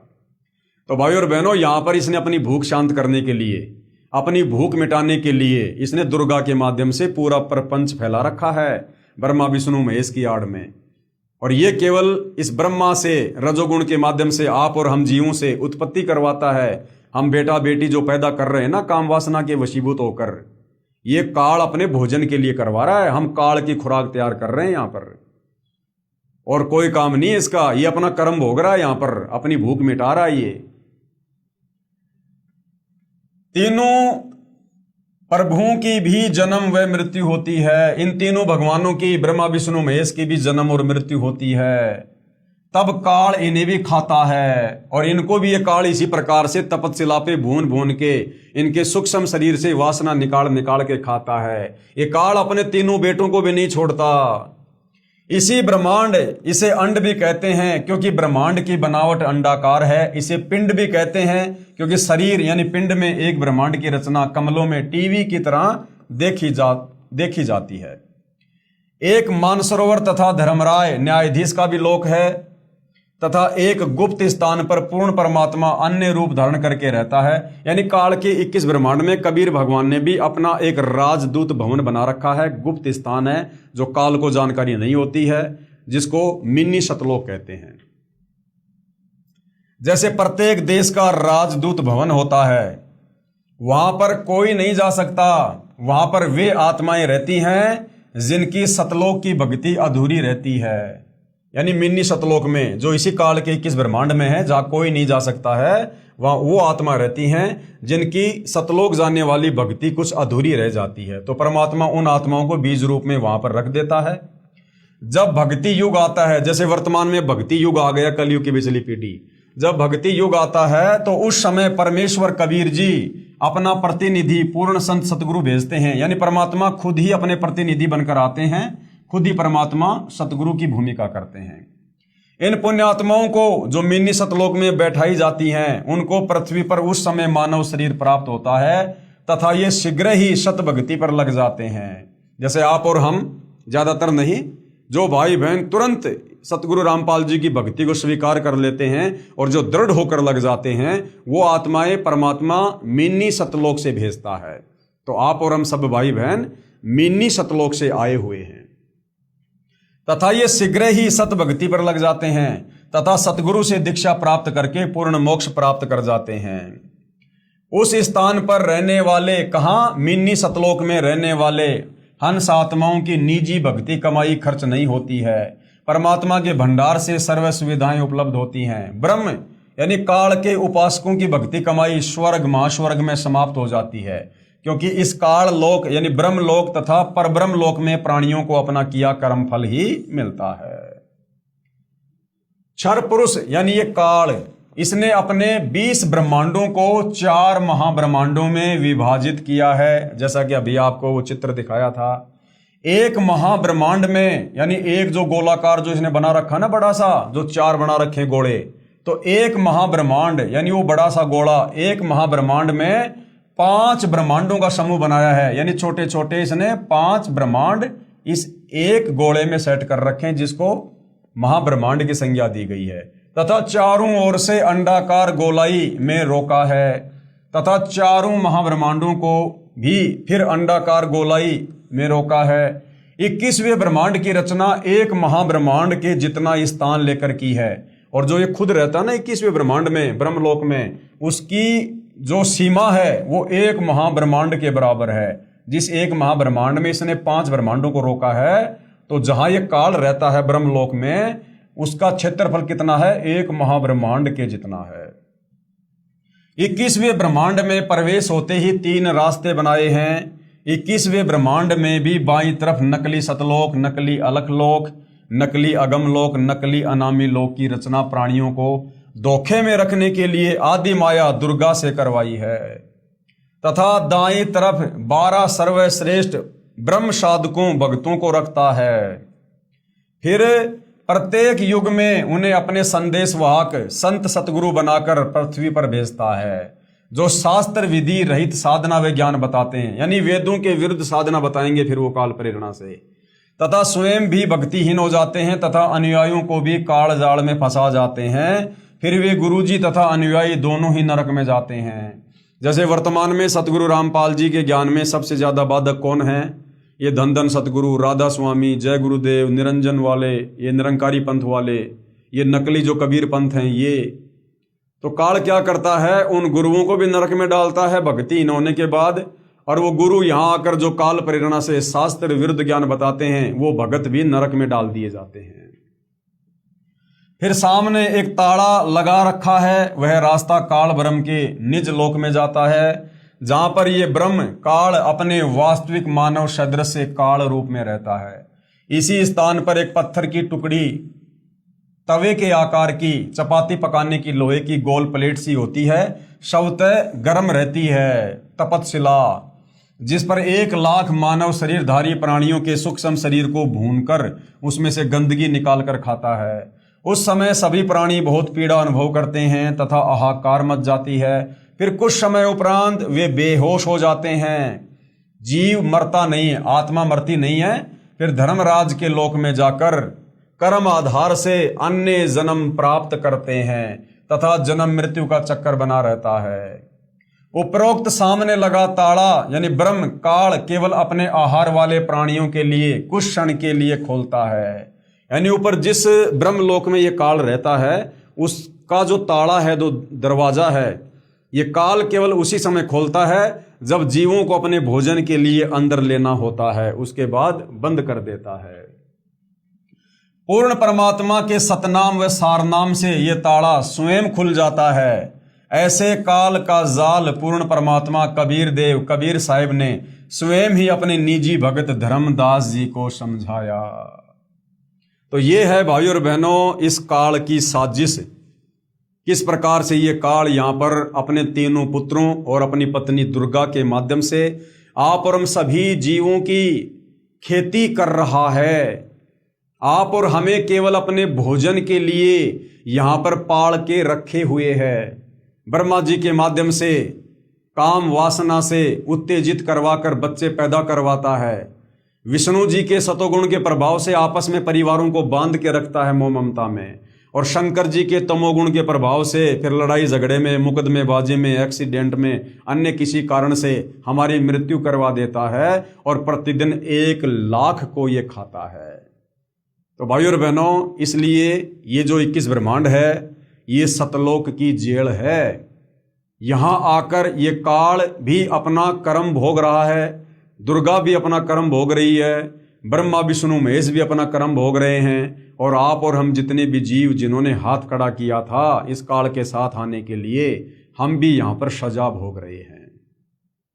और ये सजा हम उस समय तक भोगते रहेंगे, जन्म और मृत्यु के चक्कर में असहनीय कष्ट भोग कर, फिर 184 योनियों में गधे, कुत्ते, सूअर, कीट, पतंग, मक्खी, मच्छर बन बनकर फिर नरक में डाला जाता है।